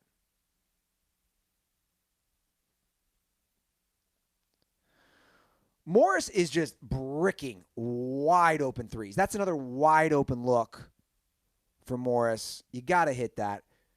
Take him out. Put in my boy Caruso. So, yeah, he's getting 27.5 a game. Yeah. So that's about where I would have him. AD is back for the Lake Show. We're coming up under 7 minutes to go. Lakers 94, Clippers 87. In a very hard-fought game, very sloppy game. Tough take. You get the and one for LeBron. Get to go up by double digits here now. It's been all Lakers this fourth quarter. Too much for the Clippers. Kawhi's been quiet, and George has been quiet. That's been the difference in this fourth quarter. Quiet. I don't know if I like that call, a little ticky-tacky call. I don't like it. Where's the foul there? I don't like that call. LeBron really taking his time with these free throws today. Like, he really is staring at that backboard for a solid 7-8 seconds before he pulls the trigger. And he shot the ball well today from the line. Yeah. He's 8-9 from the free throw line, where he's only 6 of 15 from the field. He's out there finding his zen at the line. All right, so the Clippers have to make a move here. We're under 7. Oh, a nice crossover take to the lane from Paul George. Oh, offensive foul. Did AD take that, which is a big gamble by him with 4 fouls? Exactly. I was wondering how he would play with 4 fouls off the bench. And that's a bang play right there. He really made a move. One. It's a tough one. I don't know if he was set. He probably got away with one there. Looks like he slid over to the left a little. Yeah. Yeah, I don't know about that one. Now LeBron on the bench, so you're going to see a lot of Anthony Davis here. For sure. Still no Caruso. I mean, what are we doing? Rondo is still here. He's played this entire fourth quarter. Davis, from the corner, nails it. Buckets. My name's Anthony Davis, and I get buckets. Timeout for the Clippers here. They need to regroup. This is where you bring out a Caruso, right? Caruso's not playing the rest of the game. You don't think so? No. I can already tell. Hey, Venice Beach. I know this place. Skate park. I wonder when they took that. If that's today or yesterday. I would imagine that they have a live B-roll guy, right? You know, there's a guy out there who's just live. His camera is always hot, and they can cut to him whenever something interesting is happening. I mean, you know, big productions like ABC, they have the budget for that. They probably took some B-roll earlier today, though. Think so? Yeah. There's always camera guys out there. So let's hear some. You know, we have. You know, we can kind of tease our next big stream, the March Madness. And guys, if you haven't already, sign up for our March Madness bracket, which was put in the YouTube comments earlier. It's also found on our Reddit at reddit.com/dirtysports. Who are you liking? You've been watching a little college basketball recently, I've noticed. I don't know anything. You don't know anything. Okay. I literally don't. Like, obviously, Dayton's been having a great season. yeah. But they're going to be, I mean, you don't really usually see teams like Dayton who are going to be going out and getting these 1 seeds like they're projected to be. How do you pronounce it? What, Dayton? Dayton? Is that not what it is? Dayton. What- Did I not say Dayton? Dayton. It's always something with you. It's Dayton. always something. I can never do anything right. You know how Joe makes fun of my pronunciations? Dayton. Like, what am I saying wrong? Am I putting too much emphasis on tin? Just Dayton. You know what I get a lot of heat for is I call it Starbucks. It's like Aaron says. Aaron's got some funny pronunciations too. It's like how Praino makes fun of me for Jaguars. Jaguars? Jaguars. Like it's Jaguars. Jaguars. Jaguars. Jaguars. Whereas I'm saying it almost like Jaguars. Yeah, like they're from Yeah. a wire. You're wiring in. Yeah. Okay, so apparently I did Dayton. Dayton. Dayton. Hey, Dave Chappelle, where are you from? Dayton. Live in Yellow Springs. It's near Dayton. Your Xavier boys you think they're gonna get their ticket? I don't know, man. They had a tough loss. They lost to Butler on their final game last night of the regular season. Guy hit a 3 with like 1.2 seconds. I just haven't followed it as much. So it'll be fun. We'll have Tug here. Tug obviously is our college basketball aficionado. Tug will have 14 different shirts on. He'll have a Virginia shirt. We'll have a William & Mary shirt. He'll have a Michigan shirt. I don't know who else Tug is rooting for. But look at LeBron. LeBron's not having a good game back to this game. Only 6 of 15. But Anthony Davis showed up, and Avery Bradley showed up. Some of the other guys showed up. Avery Bradley has really been the X factor here. I think he's got 20 points or 21. There you go, Kawhi. All right, let's get this a game again. Kawhi drains a 3 from the top of the key. The Clips have cut it to 9 with 6:13 and counting, fourth quarter from the Staples Center. See, that was a good look from KCP. He didn't take it. Just that small hesitation too much. Bradley. Oh. Good hustle by Morris. Yeah, exactly, Emilio. Like, we're saying LeBron's having a bad game, and he has 22 points. Like, this is just the LeBron factor we've gotten so used to. It's not a good game for him. It's still 6.6 rebounds. Like, he's putting up numbers. It's just not. But that's not a good game for eye-dropping. him. Well, sure. But when you got other people stepping up. Good look by Kawhi. The Morris brothers are just shooting each other. They're like, who can shoot worse in this game? LeBron is back in the game. 99-90. Avery Lakers. Bradley kind of looks like an alien to me. Doesn't he? Kind of have like alien vibes. Rondo, too. A lot of alien point guards on the Lakers.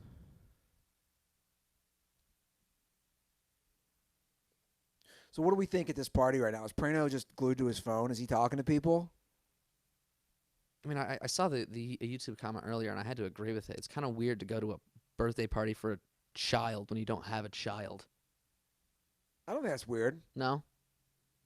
I think it's more weird to have a 1-year-old birthday party, but I guess what Praino was saying makes sense. It's an excuse to have a barbecue. That's true. But like, what, because Praino's not technically family? That's weird? Well, I guess I would feel maybe just not as included at a birthday party if I didn't have a child and it was for a friend who had a child. How would you not feel included? It's your friend. Yeah. I don't know, because especially at your age when, it's almost the social expectation to have children at a certain age. You know how this world runs. No, how does it run?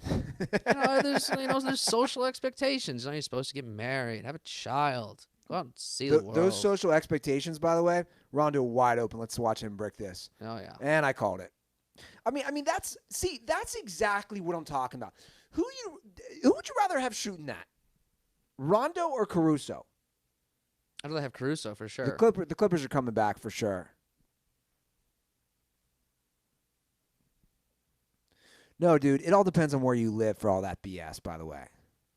If you live in Cincinnati, Ohio, and you don't have a kid at 38, yeah, they think you're like a pedophile or like a weirdo. If you live in Los Angeles and you don't have a kid at 38, it's completely normal. You live in New York, Chicago, whatever, big city, it's normal. It's just the smaller cities. So we think LeBron's having a bad game right now with 22. What do we think of Kawhi's game? It's been mediocre at best, right? He's having a I don't know what his stat line is, but he's not having a great game. He got 20 points, 21 points now. 1 rebound, no assists. He only has 20 points. Yeah, so he's not having a good game either. Not for Kawhi. All right, 99-93, Lakers over the Clippers. We're coming up on 5 minutes to go in the game. LeBron stripped. Great defensive play by the Clippers. Oh, that's offensive foul. KCP takes a great charge on Paul George. I don't know though. It's here again. These are questionable calls. It looks like KCP is moving. It's a great defensive play on the other end from Leonard. See, he's moving. To me, that's a block. Another bang play. I just from at full speed, it looked offensive to me, and I can see where the ref thought it was offensive foul. It didn't seem like he had position.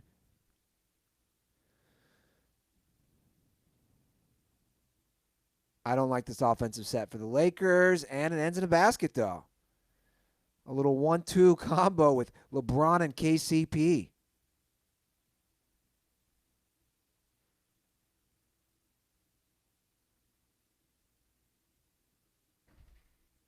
Kawhi, dirty step back on LeBron, right in his face. Kawhi's gonna get his buckets too. Kawhi is fun to watch. That's a great move right there. I've liked this. We've seen a lot of LeBron Kawhi matchups. That's a great step back. That's a pretty looking shot. Mm-hmm. So 22 for Kawhi. 23. 23 for Kawhi. I feel like his expectation, I feel like Kawhi can do less and still get praised more just because of what he does on the defensive end and all the little things he does off the stat sheet. Like, obviously, he's only had 1 triple-double in his entire career, but he still kind of gets that praise without doing as much as some of these other guys like LeBron. Well, because he's amazing defensively. Yeah. He's both sides of the ball. I mean, Kawhi, again, Kawhi is on a very short list. If I want to remind everybody, the only people to win NBA Finals MVPs on multiple teams, this is the list. Kawhi Leonard, LeBron James, Kareem Abdul-Jabbar. That's it. 3 people in the history of the NBA have only won NBA Finals MVP on 2 different teams, which is a telling stat because it shows those guys were so good on different teams. A lot of players can only be good on one team, and that's fine, or only stay with one team. But in the current NBA, do you think there's any candidates to join that list? Maybe like a Kevin Durant?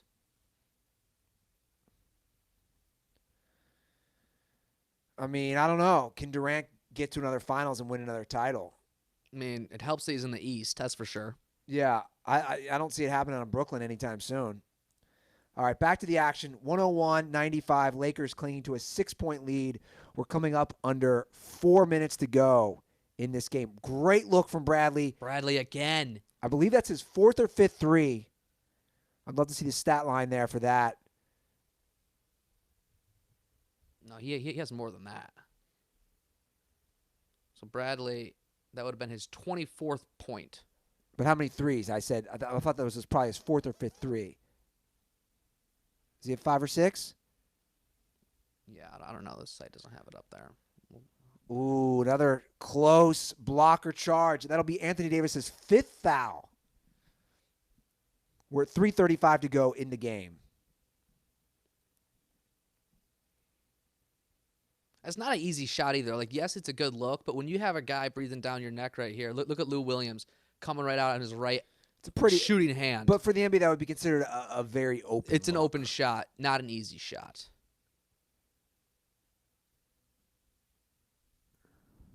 Lakers have a 9-point lead. Kawhi set to go to the free throw line when we come back from break.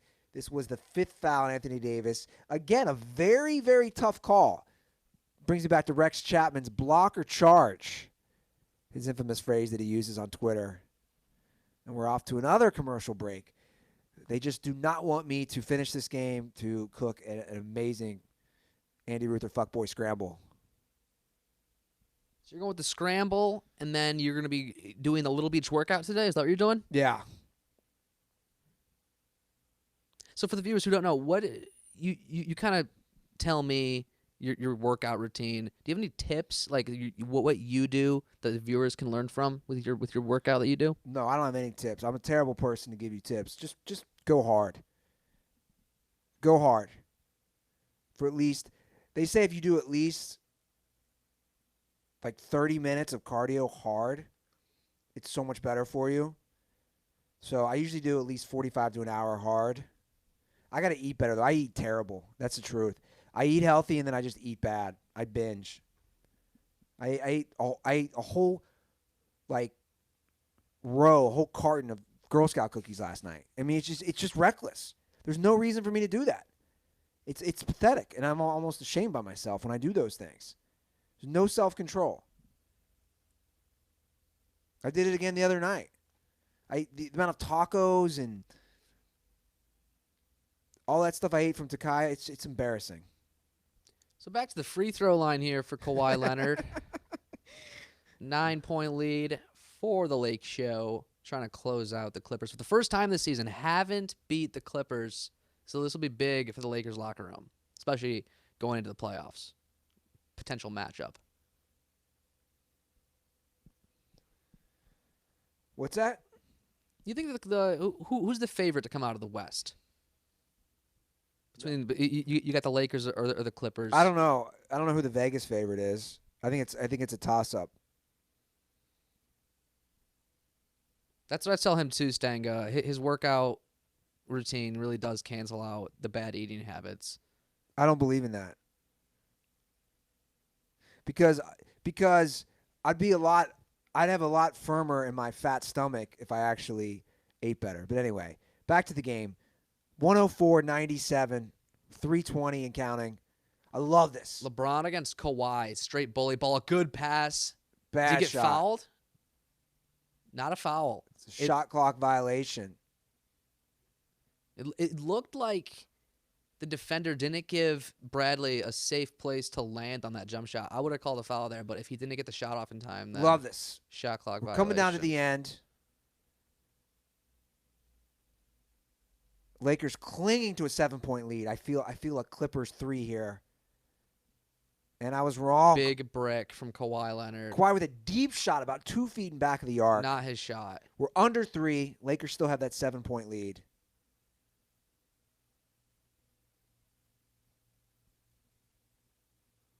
LeBron clearing out the floor. Just him and Lou Williams on one side of the court right now. Right goes into 3 guys. Oh, a reverse dunk. AD throwing it down. That's what happens. LeBron causes so much attention. You see, they had 3 guys in the lane to stop LeBron right there and just had a sick pass to Anthony Davis. Just drawing so much attention. And the Clippers are just bricking threes. Can't buy a bucket right now. LeBron with a good hustle play. Gets it out to Bradley now. I think that might be it. Oh, it's getting sloppy. I think that might be it. The Clip Show missed a few threes there. Oh, or it's a turnover. Still 2 minutes left. Anything can happen so quick in the NBA. But momentum riding with the Lakers at the moment. A little fun Sunday basketball, you know. Ooh, they called a push-off on Avery Bradley. This is a questionable call. Although he did extend. I actually like that call. Bradley extended. So the Clippers still have a shot. Great elbow J by Kawhi. So we're coming up under 2 minutes to go. The Lakers 106, the Clippers 99. It's been between 7 and 9 points, the lead here and there. If the Clippers can get within 5, I think they'll have a glimmer of hope. They need stops. Just get it down to 2 possessions. And LeBron, hard take to the rack, going to go to the line. What I've enjoyed about this game is there's a lot of star on star. We've had Kawhi on LeBron and vice versa. Here we have Paul George, another great defensive player, guarding LeBron on the switch. That's a tough call. Yeah. You know, I don't know. Like, George played pretty good D there, LeBron might be getting the benefit of the doubt because he's LeBron James. Straight cash from the free throw line today. It's like he heard Joe Praino. It's like he heard Praino say, now if he stands all the way up, that's a travel. Yeah.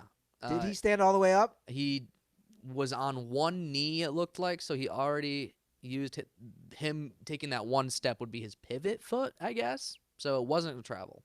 I just jinxed him. All right, Lakers up 8, $1:45 to go in the game. Just sloppy play by the Clippers. This is what happens when you're down by this much. You try to do too much.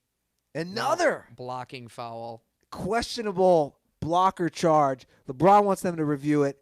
He thinks he was in the protected area. Let's see his case. I think he was. Well, LeBron is outside the protected area. Again, very bang call here. It was, I mean, it was sloppy basketball that looked like it could go into a charge. His feet are set. His body's moving to the left, but his feet are set outside of the area. This is a charge, right? I don't know. It's tough. Is LeBron leaning into him?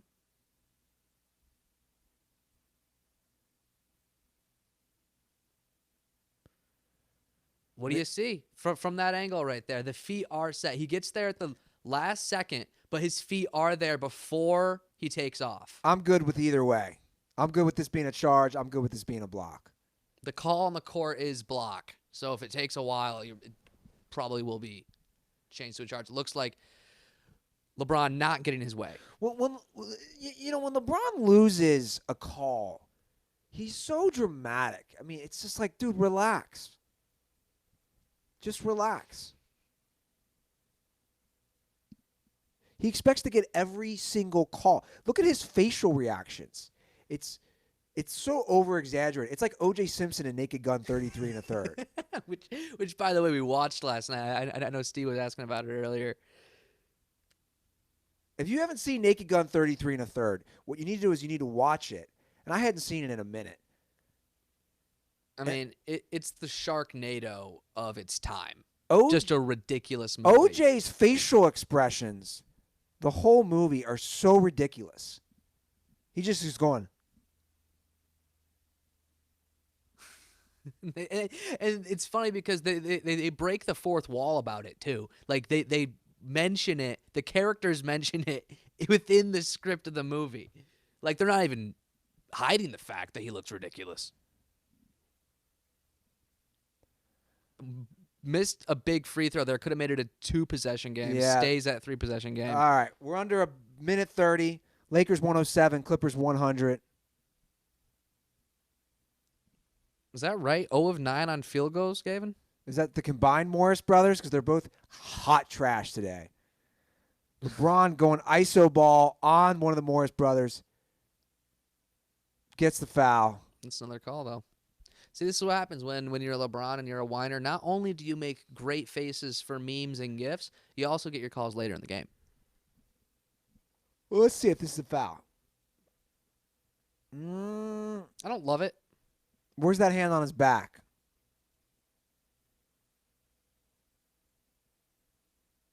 I've given up on trying to understand NFL refs, NBA refs.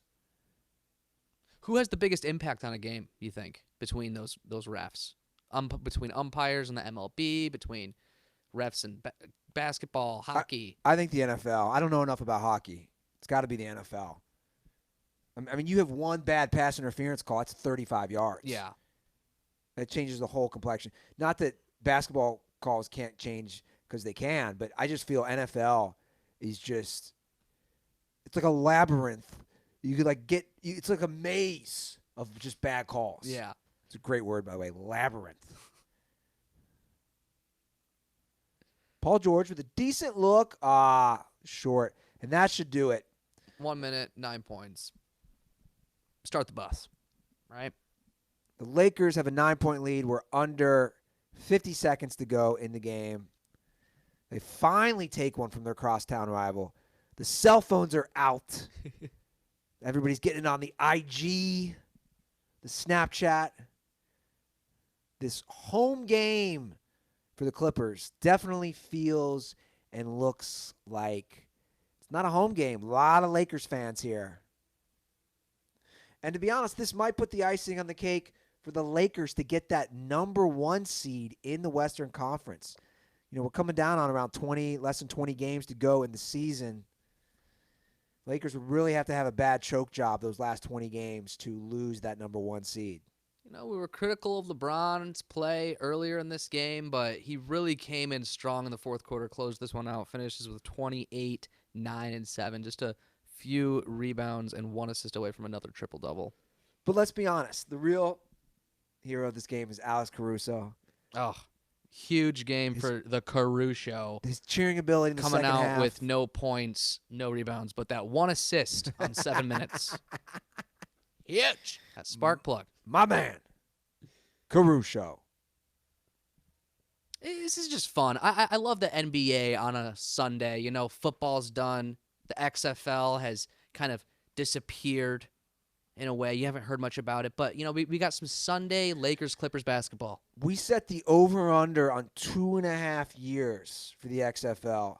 Oh, that under is looking great. Joe and I both said under. I'm feeling really good about that. Yeah.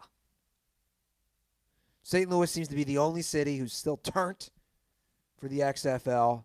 I believe they're opening up the top section of the Dome this week. I think that's about it. But, yeah, fun broadcast. I'm stoked for March Madness. I'm stoked for Andy Goes to Costco dropping tonight, apparently. Oh. It's a doozy. You haven't even seen I haven't seen the footage that I did last night at 3 o'clock in the morning. It's a doozy. I was racked out cold. I was in a different sphere just dreaming about things. But here we are. The Clippers fans are exiting the building. The Lakers fans are still there. The Lakers have a 12-point lead with 40.8 to go in the game. And Paul George misses a 3, and that should about do it. The Lakers. As the most lame color commentators would say, the rest is academic. I hate that term, but that's what they use. LeBron is getting MVP chants. I'm seeing in the comment section. Obviously, we do not have the audio turned on. Deservedly so. It's, again, my opinion is this. I said it on the podcast. LeBron is great. Giannis won the MVP last year. His numbers are even better. His team record is even better. So it's really tough to argue against Giannis. Yeah. Just like it's tough to argue against LeBron. I don't know. It's really tough to argue against Giannis. The Asian couple is still at the game. I've noticed that they have still stayed there. The gentleman with an amazing mustache, and I don't know if it's his wife, his sister, sitting next to LeBron, which makes sense. LeBron is a huge advocate of China. Of course. He will not say anything blasphemous about the dictators and the communist regime of the People's Republic of China. Lakers are going to take a 24-second violation, and they're going to win this game. Clippers scoring an even 100 points. If this was the Ferris State basketball team, there would be free Little Caesars pizza for everyone in the building. Once again, Dirtballs, join the Reddit. I'm going to put a link for the Reddit. Absolutely. If you're not a Reddit guy, I even signed up for Reddit the other day. This is our Reddit link to join the Dirty Sports Reddit. Shout out to Perry Porter doing an amazing job running the Reddit. If you want to go on there, you can sign up for our March Madness bracket through ESPN. Turn on those notifications right now. If you're not, turn on those YouTube notifications. We will be live again tomorrow. There's been a lot of exclusive content on the Reddit, too, as of lately. Oh, yeah. A lot of behind-the-scenes life between me and Andy. If you enjoyed us arguing over the mic volume earlier, you can get a lot more of that on the Reddit. Oh, yeah. The Nick and Andy show on Reddit is it's a lot of pitter-patter back and forth. Doing bad things here. What are we doing right there? I'm trying to reach over to turn off this stream. Okay, Dirtballs. Yeah, there's a great shot right there of my ass. Much love. Hit those notifications on. Subscribe. That's right. Dirty Sports, presented by Miller Lite. See you tomorrow, and don't forget, stay dirty.